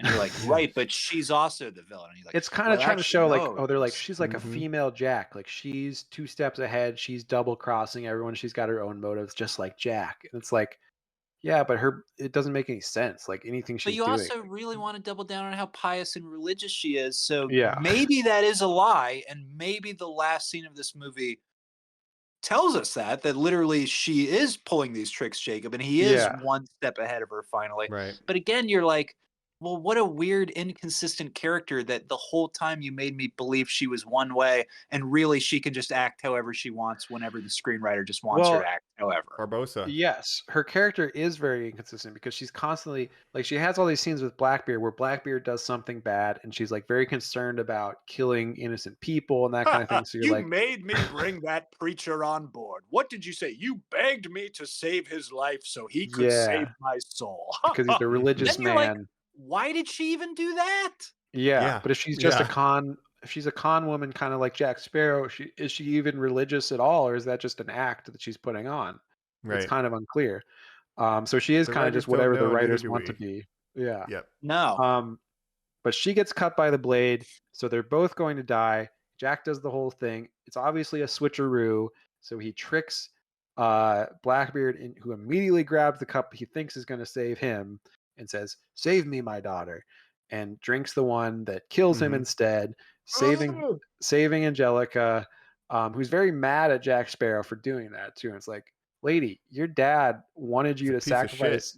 Yeah, like He you was should saying be- it to your face. You saw his bad behavior. Now, Mike, Yeah. didn't you want him to turn into a skeleton, almost like the cup of Christ? Yeah. I want the Raiders. You know, I wanted his skeleton to be ripped off up by the ocean. Yeah. Yeah. But It when is. he's It is a literally lot like told Last her, Crusade. Yeah. It's I'll a lot kill like you. Last Crusade. It Yeah, took yeah. Mike saying that for me to realize that a lot of this movie is a lot because there's also the weird father stuff, like the Yep. you know. And it's she's a parallel like to Jack's she's like beats the with his German father. lady that's like we don't know if she's bad or good. Damn, yeah. Ilsa, come We on. just Yeah. needed a Let it flashback, go. My dad too. which maybe we'll Yeah. get a flashback one day, maybe. Right. Yeah. So essentially we're ending our movie with Jack saves Angelica and then leaves her on a stranded island, similar, kind of a throwback to the earlier Sea movies. turtles. Yes. This is a It's shipping one lane. bullet. Some ship will be by later. Someone will, yes, blah blah blah. And if they don't, you can just whatever. Right. Bye. With one bullet. Yep. Meanwhile, I'm Barbosa pregnant, Jack. Right. She Oh yeah, tries she's all trying these to do all this cons, stuff. yeah. Yeah. She tries to And seduce if I was him, him, all I'd be this like, stuff. you Yeah. bitch, you brought me on this boat. We've been all these dirty people. I've been sailing for 4 weeks. We haven't had sex in months. It's not. What are you even trying to pull on me? Yeah. She's got to pull out all the stops. She's desperate. I get it what they're going for, but it's so dumb. Right. Meanwhile, Barbosa has now taken control of the Queen Anne's Revenge. But before that, because Jack was thinking ahead, he sent Gibbs to the boat to take all the ships in a bottle, including the Black Pearl, So now he has possession of the Black Pearl. They just have to figure out how to make it, big again. And this is what I'm saying. When this movie is small conversations, this ending conversation between Gibbs is such a perfect crystallization of that. The fact that this movie ends with two people just going like, well, what do we do now? We got to do this thing. Well, what else is that thing? You do a weird thing and do a weird thing and do a weird thing. That's what we're going to do. That's what we're going to do. Cut to black. And you're like, They walk off into the sunset. What? But it's that, but you could end your movie with a small action thing or lines that, set up what the theme of your entire movie was, that pay off what the 2 hours you just sat here to watch this. And instead it's just more random gibberish. That's fun, I guess, again, if you're a big fan of this franchise, but really it's just so pandering. This movie is so fucking pandering to the lowest denominator of what you like about these movies. Right. It feels like they're like, yeah, you like this, you like that. We're gonna put all this stuff in. But yeah, it's trying too hard and not trying hard enough at the same time somehow. Yeah, they're like, what do we need? Magic villain, weird supernatural crew, MacGuffins, people like, double crossing each other. Double crosses. Yeah. People love double crosses. Yeah, I do that. It's like, come on. They don't say parlay. They at one point Jeffrey Rush says his ship attacked without offering parlay, but that's all they say in this. Because Blackbeard's all about no quarter and just taking no prisoners. Did we get Savvy? Savvy? I don't think so. I don't remember it. Savvy. I don't think so. We got I Hate That Monkey when you see the miniature ship has the miniature monkey on it. You need a goat. You need a man who can play the trumpet and a guy who goes. Yeah, it's pandering. Okay. I also want to mention it cuts to the Barbossa. I just want to say real quick, when he's re-pirating up, he has stolen this twinky little cabin boy who was on the Queen Anne's Revenge. Who I guess now you're just like. No, not even Scrum. The what other happened little to guy Scrum? Did he go with Barbossa? I can't even remember. I think he must have because it's just. I think he did because he's the captain of the Queen Anne's Revenge now. I guess we're his crew, and they all go off together. Right, that's what it is. Yeah, it made me laugh that Barbossa's like, "Come on, you idiots, get on here." Yeah, torn sails. You're my crew now. So zombies. Stupid. They all died in the climactic fight scene. That's also, the British people all died, and Barbossa could not give less of a shit. And at one point, the British guy falls on him. He's like, "Get off me!" He's like, "That guy saved you earlier. You don't even care." But this is the goat. I hate it. Is this the worst one? I think so. I think I've been saying that on the early episodes. I remember liking 5 more than this one, and I hope that is the case.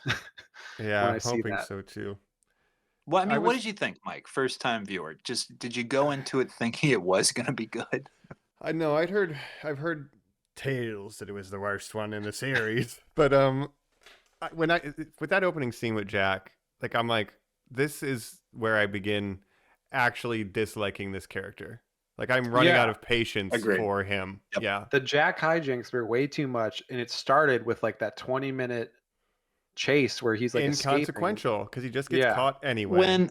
When we're having the characters we love do Bugs Bunny playing other character stuff, it's over. It's over. But what's worse, him dressing as a judge or him dressing as a voodoo chieftain? I think in the next one he dresses as a woman, so I'm gonna go ahead and preemptively say Can't wait. Yeah, great. Oh man. Yeah, I don't like it. I didn't think it was going to be good, and it was shocking because the third one didn't make enough money. That's why they kind of put it on hold for a bit.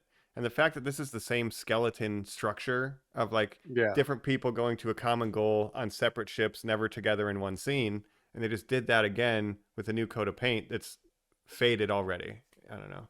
Well, do you guys like that because they had the idea to do the whole Fountain of Youth with Blackbeard from when they were making At World's End? So do you like those ingredients just done better, or would you rather have them done something completely different? I mean, Colin, I'll throw it to you after this, but like I pitched, open with the Black Pearl getting attacked by Blackbeard. No, I like that a lot. Yeah. Yeah. And then anyways, but Colin, like these concepts could have worked. Like the Fountain of Youth could have been interesting. But that's everything. I mean, that's what we've been talking about since the first film ended. It's like literally, it's like I like all the elements in all these movies. To go back to it in the second one, where we're like, ooh, this is bloating up a lot. And that's kind of the weakness of that film where you're like, that's strange. And the third one being so melancholy, certainly this one coming into it, I thought, well, it's not going to have any of that. So they'll refine it, I guarantee, and go back to what made the first one work. And the fact that it's so opposite and that there's almost nothing likable in this movie or anything of the charm and shine from those first three transferred over to this one, that's horrifying to me. The peaks of this movie are like not even at the valleys of the others. It's like you can argue that something was better than other things in this movie, but to compare it to the other three, you can't. Yeah. Right. Two things I want to mention before we move on to the Dead Man's Quiz. Oh yeah. Blackbeard, I was disappointed because they did his traditional look with the braided beards. They did do that. Yes. Yeah. But they didn't do his most famous thing, which is that he would wear like smoking wicks in his beard to like scare people, and you have smoke coming off of him and stuff. Yeah. They never did that in this movie. That would have been so easy to like. When he's got a flamethrower on his boat, smoking beard. Wow. Fuck, dude. The first emergence out, when he finally leaves his captain quarters, it should be backlit. This guy looks like a monster. This is the devil. And instead, a very skinny, very small little Irishman walks out, and you think like, he wasn't as intimidating as he should be. Oh, no. And I could not see him as Al Swearingen from Deadwood. Yes. I was like, why is Al Swearingen here? Cocksucker, you cocksucker. Yeah, you have an opportunity. Speak of the devil and he will find you. They're doing a mutiny, and then the fucking door, like you said, Colin, it's like all there, the poetry and like the symbolism. They just fucking don't do it. Just the execution. The other thing I want to mention, this is a random fun fact, but I thought this was kind of cool. At one point, Barbossa says, "I am the master of my fate." That is a quote from the poem Invictus, right? By William Ernest Henley, the poet. You guys know this poem, Invictus. Famous poem. The last two lines are, "I am the master of my fate. I am the captain of my soul." Now, I want to bring this up for two reasons. Number one, William Ernest Henley, the poet who wrote that, was also lost his leg. He was a one-legged man. And Robert Louis Stevenson, his friend, based the character of Long John Silver in Treasure Island off of his friend William. You almost said Treasure Planet. I saw it in your eyes. You Treasure Planet. A plosive was forming. Yeah. Robert Louis Stevenson's Treasure Planet. So that's like a weird, deep reference of having Barbossa say, "I am the master of my fate." The other reason I want to bring up is that I have that quote tattooed on my body. Oh yeah, that's right. I am the master of my fate. I am the captain of my soul. That's why you've pitched the Pirates. I love it. That's right. Yeah, that's all secretly. What commercial was that in like 10 years ago where they, I don't know, had a poet reading that out? It's hitting me so very hard right now, but I can't see it. I think it was like Levi Jeans, Jacob. Yeah. Damn those commercialization of poems. Yeah. No, but I got it as a tribute from my uncle who sadly passed away over 15 years ago now, but it was his favorite poem. So I got it in remembrance of him, and it's always been a quote that I like. So I wanted to mention that. That's really dope. And the Robert Louis Stevenson stuff check it out. Too. Yeah. Yeah. That's a very cool fact, though. So anyway, maybe we can jump into our Dead Man's Quiz. But just, sorry, real quick. Yeah. I am going to read this off the back of this DVD again. The fact that this says, suggested by the novel by Tim Powers on Stranger Tides. Jacob, it would be like if somebody was like, there's a character with one leg in this. Suggested based on the novel by Robert Louis Stevenson, Treasure Island. That's just, I have to think that it's craziest credit ever. Yeah. It's got to be for like rights reasons of like, obviously this guy Tim Power would need to be compensated in some way. It's literally them going, we love your title. We love like 5 things from your book. Can we give you a little bit money to own those things? Yeah, he's like, I don't own mermaids. And they're like, we know, but the words Stranger Tides and mermaids on Stranger Tides legally have youth, Blackbeard with voodoo powers.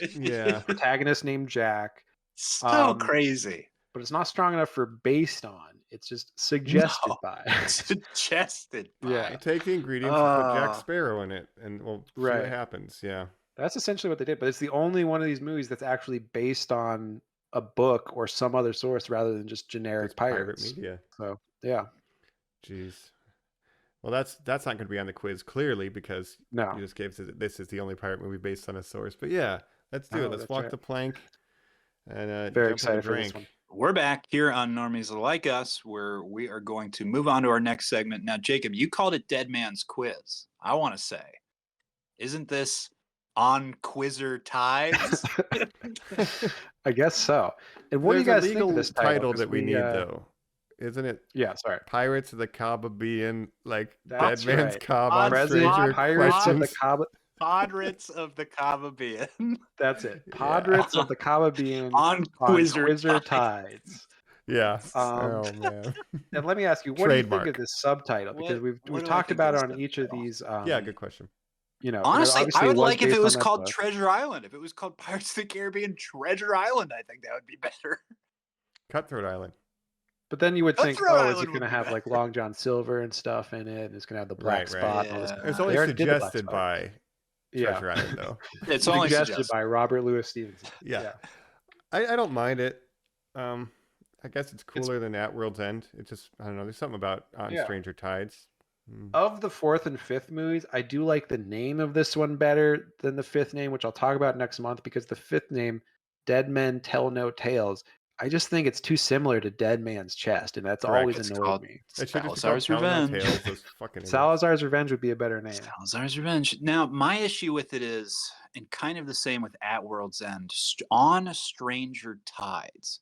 Doesn't that pitch to you guys that a location is going to be like the thrust of the movie? It's like, we have to get to The Stranger Atlantis, Tides. or Well, that's the Fountain of Youth. Yeah, or like, yeah.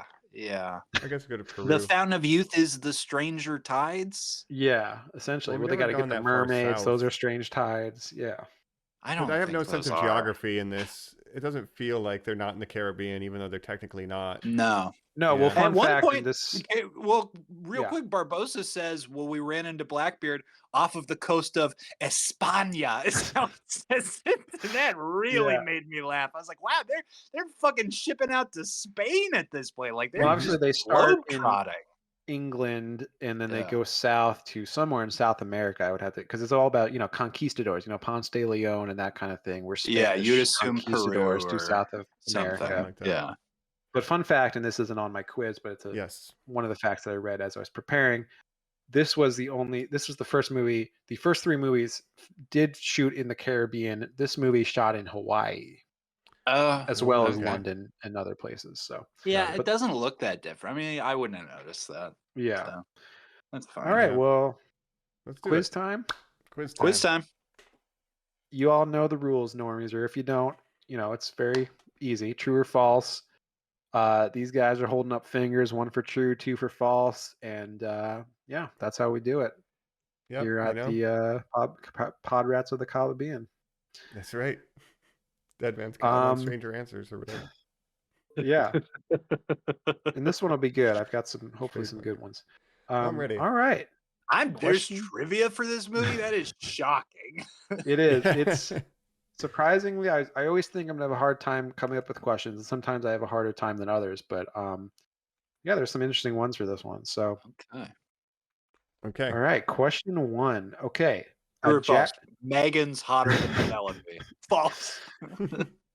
Megan and Penelope. Who's that? Is that what was the sister's name? From Who was the stand-in for Penelope? oh yeah, Monica. Monica Cruz. Monica. Yeah. Monica. Thank Monica you, Cruz, sorry. yes. Monica I did Cruz. look up what Monica Cruz. It seems like she's just like a less successful Penelope Cruz in terms of like she's a Spanish actress as well, but just not as well known. Kind of looks like Penelope Cruz, but a little bit different. Has she ever done anything mainstream in North America before? I'd wonder. I don't think so. It seems like mostly Spanish language stuff, which That makes Penelope sense. Cruz has done, Spanish language stuff as well as English stuff.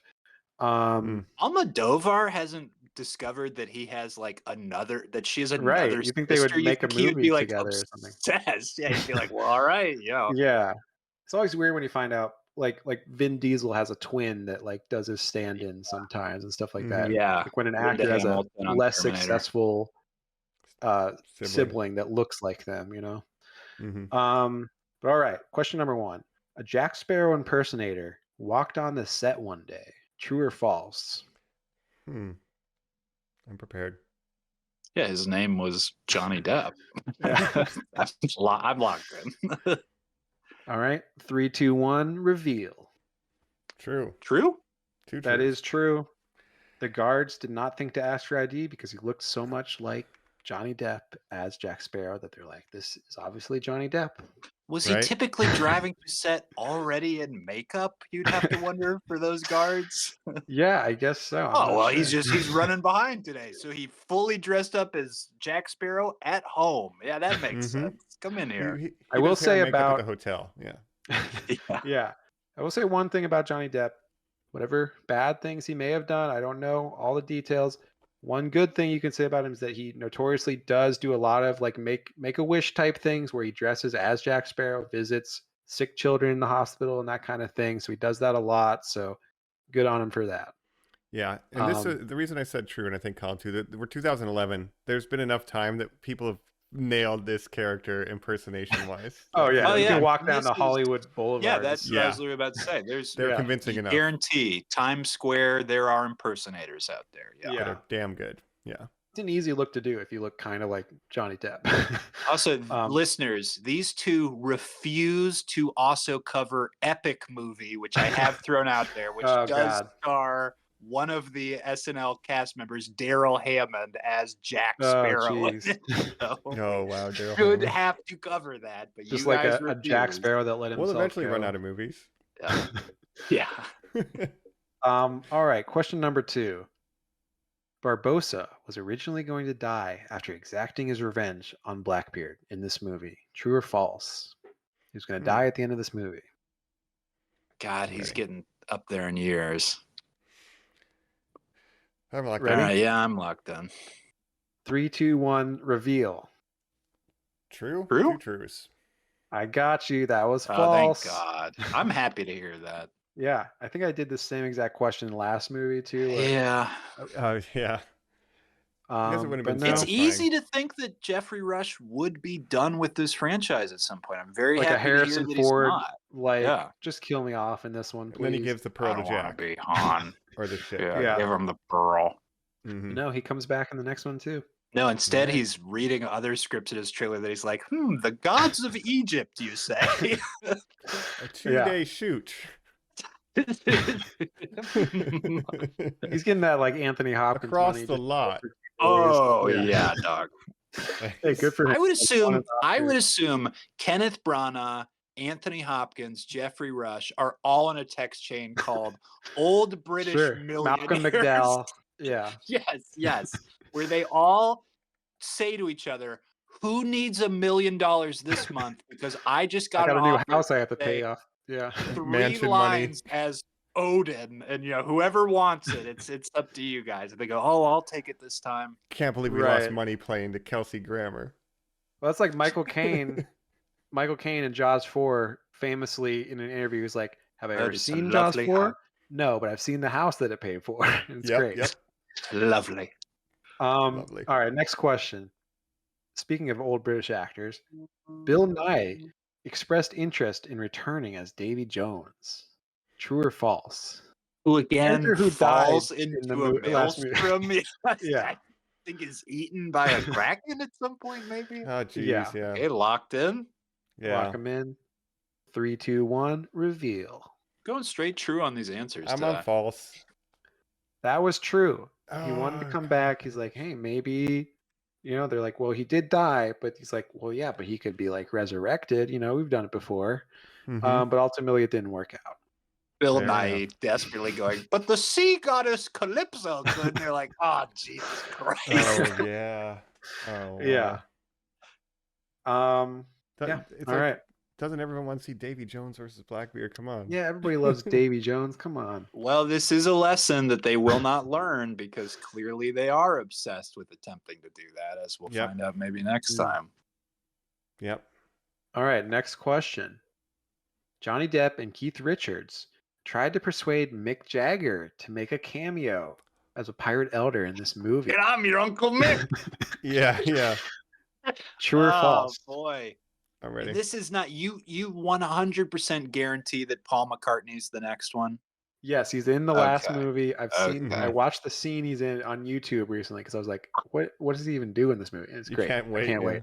I can't wait. Okay. Yes, Paul I am McCartney, locked in. a guy who notoriously does not look like Keith Richards in a pirate. Paul McCartney is a good looking kind of baby faced guy. He doesn't really fit the pirate mold for me, but we'll talk about that next month. Yeah. Well, also just not a guy known for his charisma for acting. He's just like a guy who's like, no, I never want to do that stuff. They're like, no, we gotta get you in this movie. Mhm. What old British rock star can we get to cameo? I guess they tried to, 3, 2, 1 reveal. Yeah, I was locked to true anyway. Yeah. Yeah, that is true. Yeah, They of course. tried to get Mick Jagger, and I guess it didn't work out. But You there gotta you go. roll a stone, Jack. Now I will say that would have bumped this box office. That would have been another 10 million easy. Oh, just having Mick Mick Jagger. In there? Jagger. Yeah. Yes, I think Yeah. if your movie truly, if you can say on the second week, by the way, the cameos have been spoiled. We have 2 Rolling Stones in this movie. That would have killed. That would be crazy if it's all just old rock stars, even like AC/DC or Iron Maiden, not all England, but just like all the Pirate Council is just old rockers. That's the But that- guy. it's like, Cooper. but Mike, Yeah, how get was Alice this Cooper. franchise not big enough that the Council of Pirate Kings should have been all that in the third one? It shouldn't have been this silly guy with the funny voice or somebody else. It should have been Iggy Pop.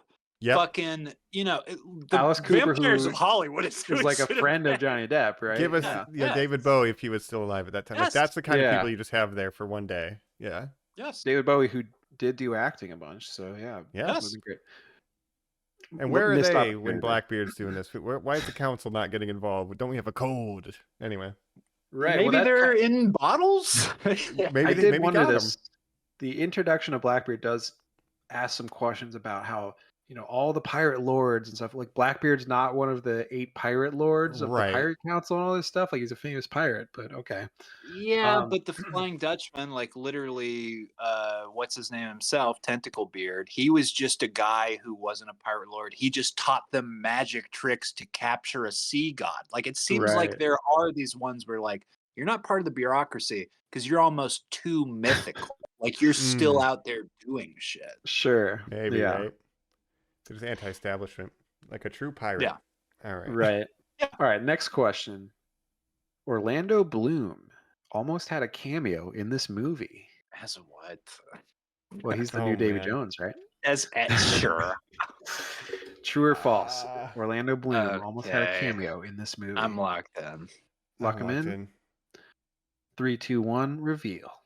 I gotta say false. I to went that. true.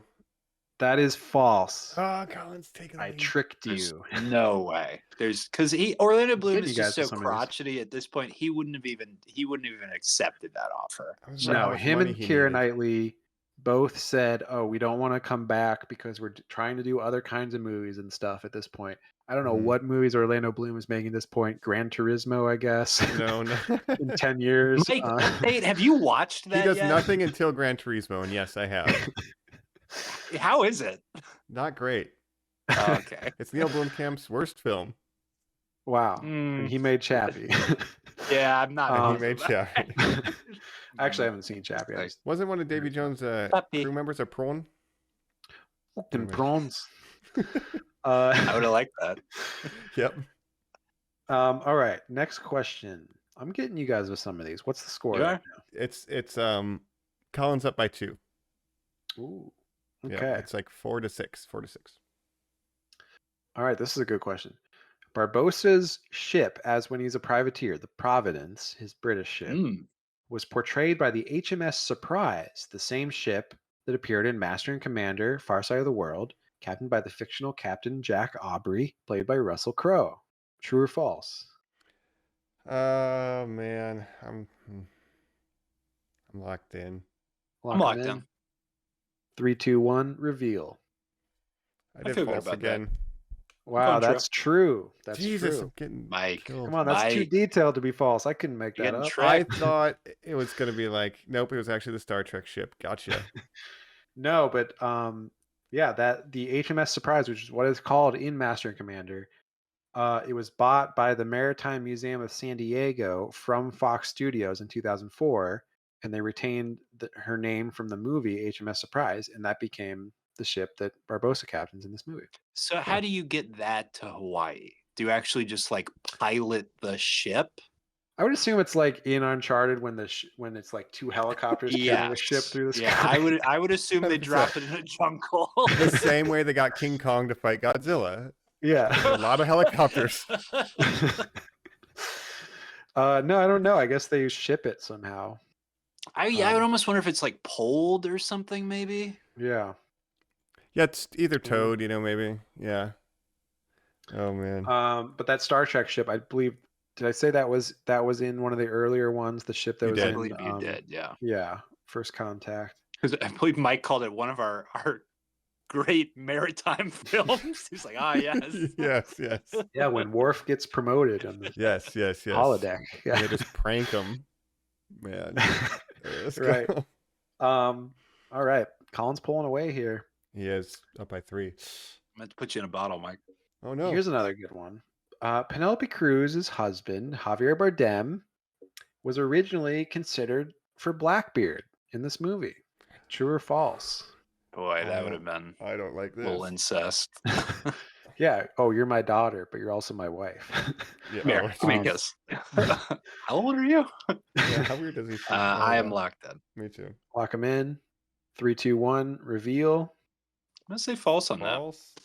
That is true. Wow. That is true. And of That's a course, he wash. would go on to appear in the next movie. But I guess at that point, he would have been a younger Blackbeard. Bring me Jack Sparrow. Mm-hmm. Jack Sparrow. Sparrow. And again, maybe we'll see him next week. Hint, hint. Right. Or next Next month. month. Yes. I'm sorry. Well, next month and next week. I Oh, see. Jesus. Yes. I apologize. Nice. So, yeah. So 2 more questions, and these are not true or false. These are sort of the extra credit or bonus questions, if you will. But they're a sort of a guess the answer type question. So this is a little bit different format, but these are interesting questions, I thought. So Colin's ahead by 3, I believe. But yeah, these questions are so. These are worth 10 each. Yeah. 10 gold doubloons. Yeah. A piece of 8. 8 pieces of 8. That's right. So with a 33% approval rating on Rotten Tomatoes as of 2023, this movie is the 3rd worst reviewed movie to gross over $1 billion worldwide. This movie made $1 billion worldwide, over $1 man. billion. There's no justice. Can you name the other 2 movies that? So can you name the movies that had a worse approval rating than 33% that made over $1 billion worldwide? Yeah, so Suicide Squad doesn't get that high. That's like 800 million. Worst review. The Justice I'll give you a League? hint. One of these movies we did talk about on this podcast. Right. The other movie, I can't remember if we talked about it specifically or just the franchise in general kind of thing. But we've definitely mentioned. I know you guys have seen it. So. Oh, $1 billion.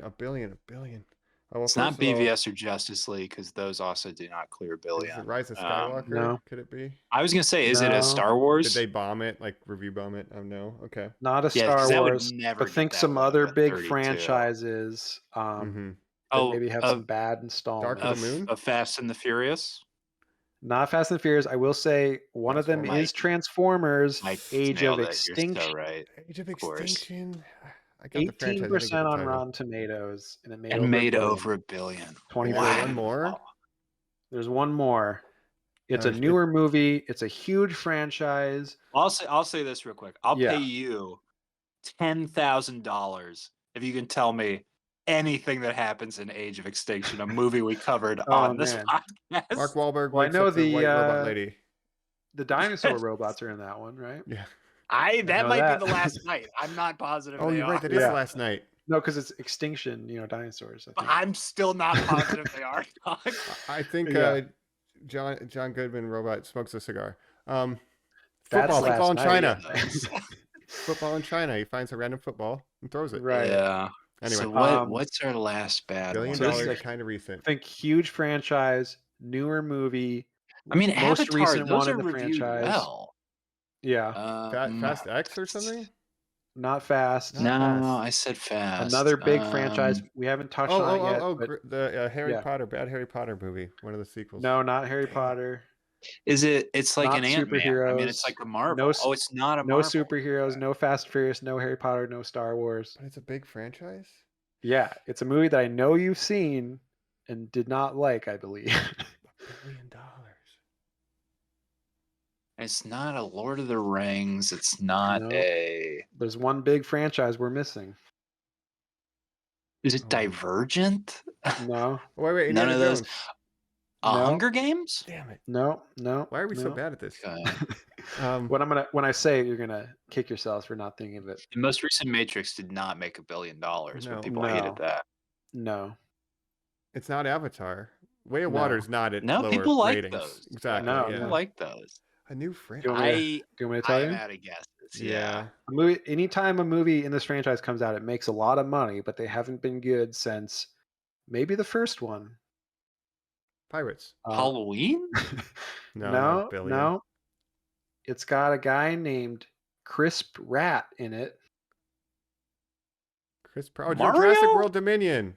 Oh, Jurassic World Dominion. Oh my God! is What a the forgettable answer. franchise. Those made $1 billion. All the Jurassic World movies, when they came out, they make a ton of money, but they just, they People don't hate do those. well. Foreign Yeah, market that was loves They're it though. terrible. That has Overseas. a 28% on Rotten Tomatoes, and it made over $1 billion worldwide. Wow. Oh man. So there you go. That was terrible. Isn't it Neil Blomkamp or it's Gareth Edwards who's about to take over that franchise? They just said, right? I'm not sure. Well, Might he does monsters, Godzilla tie-in. Yeah, that would make sense. Right. Yeah, Yep. Fair Sure. enough. Yeah, so there you go. The 3 worst movies to make over $1 billion. This movie, Transformers: Age of Extinction, and Jurassic World Dominion. So, what is your great favorite combination. out of those 3? What would you prefer to watch out of those? I think this movie is better than those other 2 movies I by a would little bit. maybe agree with that. Yeah. I would rather Is watch that this movie recency again than bias, either of just because those. you remember it. Because again, I can't remember Age of Extinction, and it's all 3 of those Jurassic Worlds made $1 billion. No, it's Dominion. Well, Just I think Dominion. they all Which did, one is but that Dominion one? is the worst reviewed. Is that the horror house one? That's the third No, I one. wish. That's falling. Oh, that's most the recent. third one? Yeah, Yeah. the most recent Dominion's- one. Wow. I don't even remember the plot. Oh yeah, that's when they go to like The bugs. they ride motorcycles and stuff and getting chased by giant raptors bugs. in like Yeah. Morocco. The cicadas, the locusts. Oh, Yeah. yeah, it's about Monsanto. The Yeah. locust. And they bring back Like, Sam at Neill least and Lauren Dern for no evil reason. Yeah. Black colored raptor deserves to be the one where they make $1 billion. The Indoraptor that bugs- plays the camera is the Yes. best. I think they Yes. all did make over $1 billion. It's just this one was the worst reviewed out Worst of those. reviewed. It's the only one Yeah. under 33%. So I mean, they Anyways. should all be under 33%. Boy. Yeah, That's yeah. terrible. I might pick Extinction is no. I would rather watch this. Okay, fine. I admit it. So that's Yeah. that question. So last one, and this is another one that has 2 answers that you got to try to guess. Okay. Okay.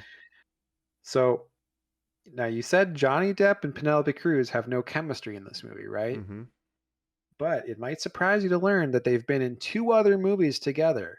Yes. Okay. I do know this. I don't Can know. you name either of those movies? Blow. Yes, Blow, Okay. 2001, Um, and one since this movie that they've been in that you Huh. might not think of. Is the Rum Diaries after this? Is she in the Rum Diaries? I don't think so, or I don't don't think know. she's not in that. You got a That's free where he pass. meets Amber Heard, by the way. know. Ooh. Boy. I can tell you if you can't guess. It came out in 2017. I'll tell you that. Well, what are Big Johnny movies that came out in 2017? Because Doesn't have he's to be kind big. of, yeah. Yeah. She's not in a Sweeney the Lone Todd. That's like Ranger. 2014. Yeah, Yeah. she's not playing a Native American. I pray to No, and God. I can't look up. He did like Um, a Oh! bad cyberpunk one. Where he plugs his I think brain I've into got shit. You know it? Oh yes, is Transference? What the hell is it? What the hell is that one Not called, Transference Mike? or Transference. something? Okay. Yeah, that's crazy. Is it the Murder on the Orient Express? Is she in that? Yes, Is it's she Murder on the really? Orient Express, directed by Wow. Branagh, the first of the Hercule Poirot movies that he's made. Yeah. I love those. But that is almost his last swing at being a movie star, don't you guys think? Yeah. Sure. This big And he ensemble. plays the guy what who he's done dies. recently. Yeah. Yep. It's hard Yeah, to remember funny. because those movies have such a big like ensemble cast, like who was you're in right. those. And Judi Dench was in that one as well. So there you go. Yeah, Michelle Dang. Pfeiffer. That one's got a great cast. Daisy Ridley, our favorite actress, who's in a bunch of movies that we love. Mhm. No, Gal she's not Gadot in anything. the second one says, "There's more champagne Enough champagne to on fill this the boat Nile." to fill the Nile." See, Jacob, you said it all too fast because that is not how she says it. That's funny. She says it as the cue cards are being lifted of what her next line is. Right. That's right. I still need to see the Haunting in Venice, which I Same. I have apparently is not the seen. best Yeah, one of the enjoyed it. three. Supposedly, my father really enjoyed it. That's the only one I've not seen. watched it. I didn't The know it second was a one- trilogy. That's wild, Mike. Death on the Nile is really bad, I think. Now this one was And- fun. I watched it for Spooktober, if you remember, listeners. Right. That's right. That's right. I have a fun fact. By the way, Colin won, even giving ourselves credit for the double pointers. Colin won, it looks like 9 to 5. So He got that last question. Yep. Too. But my fun fact is, at the time of its release, this was the most expensive movie ever made. Yes. So there you go. And it was still the third. It was the third. I think all the Pirates movies, were among the most expensive of their time, right? But this was also the third highest grossing movie of 2011. So even though it was somewhat of a failure critically, it still made a lot of money. And that's all we care about at the end of the day, anyway, right? Yeah, which is why they made a fifth one, right? So, what were the other 3 that were above it? Do you know? Earners? No, that's a good question. 2011 highest grossing films. Let me look. Yeah, I'm just curious. I'm trying to think of any movies that were even released in 2011, and I cannot pull a single one. You know what, Jacob? No, because we were going to the movies at this time. Is this when we saw like Coraline, and is Tim Burton's Alice in Wonderland a huge grosser this year? I have to wonder. Is Johnny Depp pulling double duty? Well, I can tell you. So this was the third highest grossing movie of the year. The other two are big franchises. Once again, we have a Transformers, Dark of the Moon at number 2, and a Harry Potter, Deathly Hallows Part 2 is the highest grossing movie of 2011. Mission Impossible Ghost Protocol, number 4. Interesting year. Okay. All right. Well, Yeah. It's all, the highest grossing movies are usually these big franchise movies, right? Things that have international appeal to all that, yeah. Which is why when something like an Oppenheimer this year kind of sneaks into like the highest grossing movies of all time of the year, it's like pretty surprising, right? Yes. Yeah. Being a true event. Yeah. Yeah. Yep. Or Barbie, but I mean, that could be the first movie in a franchise, most likely. It's still an IP, Oppenheimer's not a franchise? I don't think there's going to be an Oppenheimer 2, but that would be kind of funny if there was. We'll make the Niels Bohr movie or something, another physicist biopic. That wouldn't be too boring. Yeah. Get Jack Quaid playing bongos. There we go. All right, well, that was... Yeah, go ahead. On Quizzer Tides. Yes. Thanks for playing. Let's leave these cursed waters and head over to our final thoughts now and wrap things up talking Pirates of the Caribbean. We're back here on Normies Like Us. We're wrapping things up, talking Pirates of the Caribbean 4 on Stranger Tides. Giving our final thoughts here. Now, in our last segment, we were just right at the end there talking about some other movies at this time. A little bit of crossover. I mean, we said there's some Harry Potter actors in this, Transformers movies we were talking to. Yeah. Those films, the Harry Potter ones in the most, and of course, because we covered them in our expansive coverage here on this podcast and our long form series like this, Transformers as well, worth noting.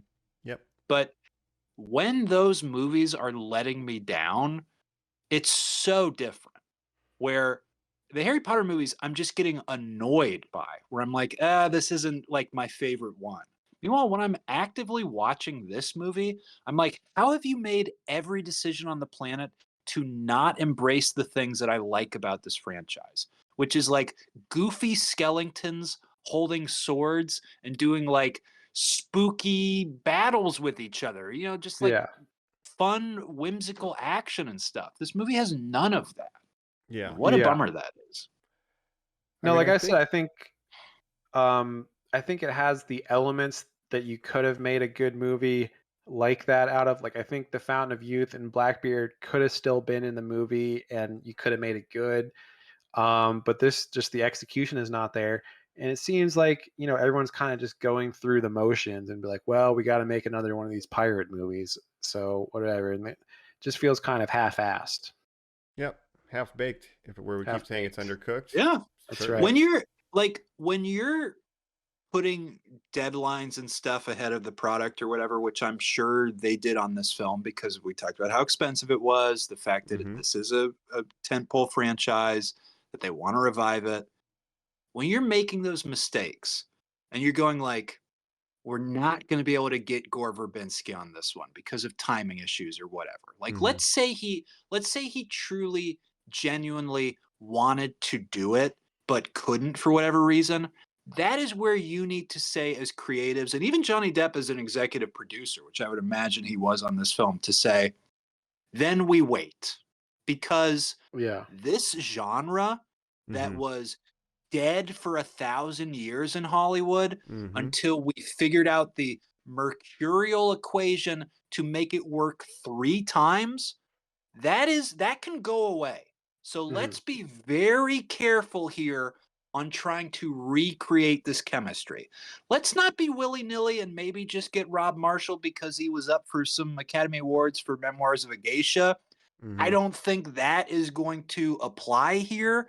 And again, you could argue and say like, well, Colin, they need different creative forces. Or, well, don't you think it's time that like you need fresh blood, a different director to come in?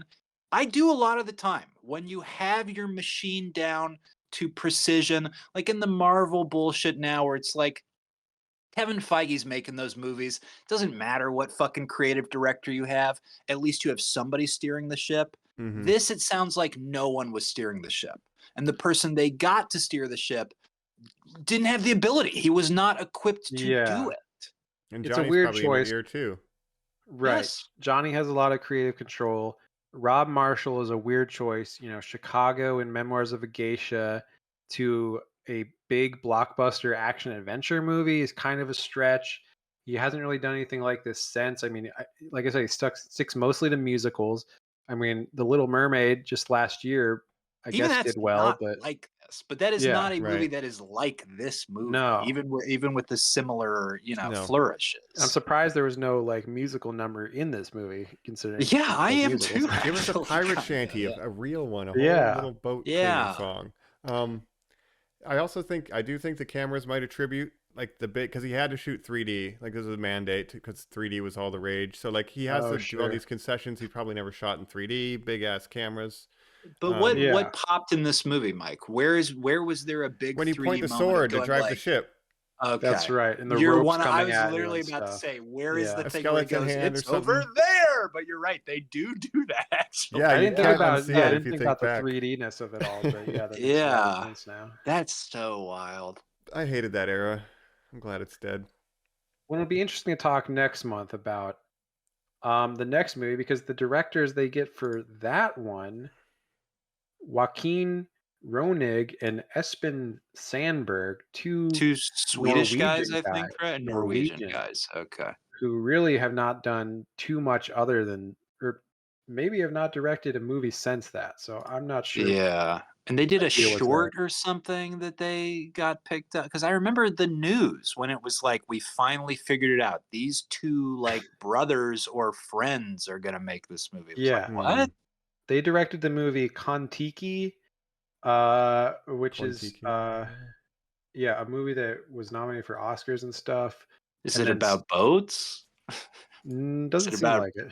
Pirates? Okay. It was nominated for Best Foreign Language Film at the Oscars. Okay. I'm not sure what it's about, to be honest Me neither. with you. From looking at it for 2 seconds, Well, I guess it is these about guys, boats because there's a boat on the there's a boat on the poster. So, but since like they've literally not directed a movie since then. They directed an episode of that Marco Polo show or 2 episodes of that. Okay. There you go. That's a bummer. Kon-Tiki is about a Norwegian adventurer, whatever. Named Jack Sparrow? Oh my god. Yeah. He was scared of swimming, but decided to go ahead and sail some seas or whatever. Anyway, they had a boat. Oh, sure. Yeah. So they're like, let's get these guys for the 5th Pirates movie. Seems like that's about all the producers are putting together is they made a movie with a boat in it. So. Yeah. Where's that Life of Pi person? Let's go. I have my question. I have is a random question. Then I have a little shout out. Why have we had anybody with a hook hand yet? And why not? No, we got Right. our first peg leg guy in this movie. Well, that's wild. But Right. Jack uses a hook to threaten Angelica's throat. He says, "I'll kill you" at one point. He's holding a hook.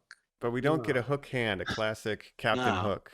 No. Which again, do you think Disney would ever cross over the Captain Hook character? We already have supernatural shit. Could Sure, I wouldn't mind. Peter Pan X Pirates be a thing? Could they do it? We've had so many variations of Peter Pan too. Like, could they get Hugh Jackman played Captain Hook at one point, right? Jacob taught us Johnny Depp nominated for playing J.M. Barrie, writer of Peter Pan. That's true, yeah. Finding Neverland. Right, and then wild connection there. We have mermaids in Peter Pan too. It could be the same. It could be the same universe. Just get Captain Hook in here. I don't know. Yeah. Think about Well, it. we got Disney. Tiger Lily. She's a little Lone Rangery, so let's stay away from all that. Right. Well, we got the right. Yeah. Now we have the right casting directors in place. We've worked on this for 10 years. Sensitivity Right, training and all that. It is wild to think that Johnny Depp played a Native American in Lone Ranger in like 2012 or something. After this movie? Yeah. I think so, man. yeah. I think Remember this who was also in failed, it? and he was like, you know what? Well, I know exactly. Edie Human. Yeah, Armie Hammer, the cannibal who's been since canceled because he, I guess, has a fetish for eating Well, and people a or Cannibal something. Baker too, Helena Bonham Carter from Sweeney Todd. Wow. Oh, wow. Dang, All coming Starring together. Johnny Depp. Firing on all cylinders. So I don't know. Peter Pan crossover to it. I don't think we've ever directly highlighted. Maybe we mentioned it briefly, but the score of these movies is very, very good. Like that, I think just to underline that. Yeah, but it's all and the when music it is kicks really in, good. it's great. Right? Yeah. Yeah, it's like when the theme's like. That's one of the great themes. Yep. Yeah, but that's also just from the better earlier movies, right? Sure. Yeah, but like it still hits. But I wanted to shout out in this one. They Yeah. have Rodrigo y Gabriela. I don't know if you guys know them, but they're like a flamenco new wave kind of Yeah, I know them. guitarist. Oh, cool. And Heard of I them. just know some of their music, and I saw them credited. I'm like, oh, well, shout That's out cool. Rodrigo y Gabriela. So anyway, check them out if you like flamenco and Spanish guitar and stuff like that. Yeah, I can't think of any of the score that was original for this movie that stood out to me at all. But yeah, I agree that I do like the Pirates classic themes that kick in. Just generally, yeah, the music is good. In Yeah. this. Even if everything else is bad, the music slaps. Even if it's just themes from earlier ones. Absolutely. Nothing but the hits. Well, hope you guys are looking forward to next month, wrapping up our Pirates. I'm kind of not. I'm really regretting it. It now really makes sense to me why I never really returned to this franchise. Sure. There's no reason to watch beyond the third movie. And even that, I said, like, I really just like the first movie and I can just leave it at that, really. Like, I don't feel the need to really rewatch 2 and 3 either. So, nope. Yeah. I would watch 2 because I think Davy Jones is cool. Yeah. But that's pretty much it. I wouldn't need 3. But anyway, we'll see how we feel about that after the last one next month, maybe. That's right. Yeah, otherwise, I think that's a wrap on Stranger Tides. Stranger Tides. Would you guys fuck a mermaid? No, never. Well, top half fish or bottom half fish?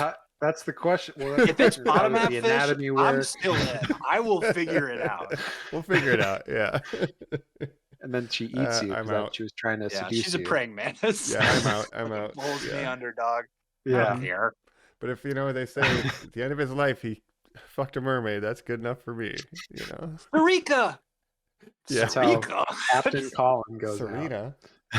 Serena. Oh man. All right, Normies. Well. Yeah, we hope you're kind of Shiver me limping along timbers. too here. We apologize if I you feel like I watch have a this peg leg. instead. Why did I see this? Yeah, yeah, we're peg-legging along here. We might be surprised. I don't know if the fifth one might be really good and really surprise us all. And if you liked this one, and if you like other ones in the franchise, if you like the fifth one, reach out, let us know at normies_like_us. We're on this journey together, and I think we'll be excited to figure that out. So absolutely, yeah. Quite a journey indeed. And stay Watch us tuned on for YouTube. more great episodes of Normies Like Us. Check us out on YouTube to see our beautiful faces. Yeah, let's just say what it is next week. We're going to be doing the new Dune. We're going to do Dune Part 2. Dune Part 2, the big movie that comes Boogaloo. out this weekend. I'm looking forward to it. Spoilers, get ready for a book that's 40 years old. Well, there's Salazar. He's getting his revenge in that movie. He's getting his revenge. There we go.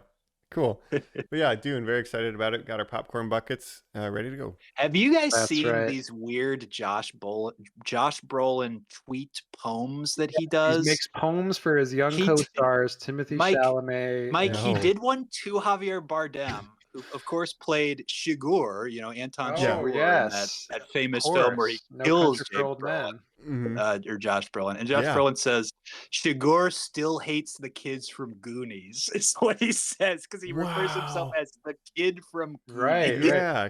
No, you need to look up the poem that he wrote for Timothy Chalamet. It's very strange because it's a much older man writing this poem for his young co-star. Well, the one he wrote for Florence Pugh, where he's like, she is Marilyn Monroe. You're like, what are you talking about? But the Timothy Chalamet one, you gotta read it. It's truly strange, but he seems like a good guy, so I'm not gonna talk just about a dad. it. Just seems like a normal dad. So I believe his girlfriend is maybe younger than us, 10 years younger than us. But okay, anyway, well, that's all right, let's get out of here. We've been your hosts. This is Enough Pirate Talk with Admiral Colin Barbosa, Mike De Leon. Oh, and this is the fearsome and legendary Cobb Beard. All right. Yo ho ho and a bottle of rum. All down. Oh no. All right, swab the dick. Bye.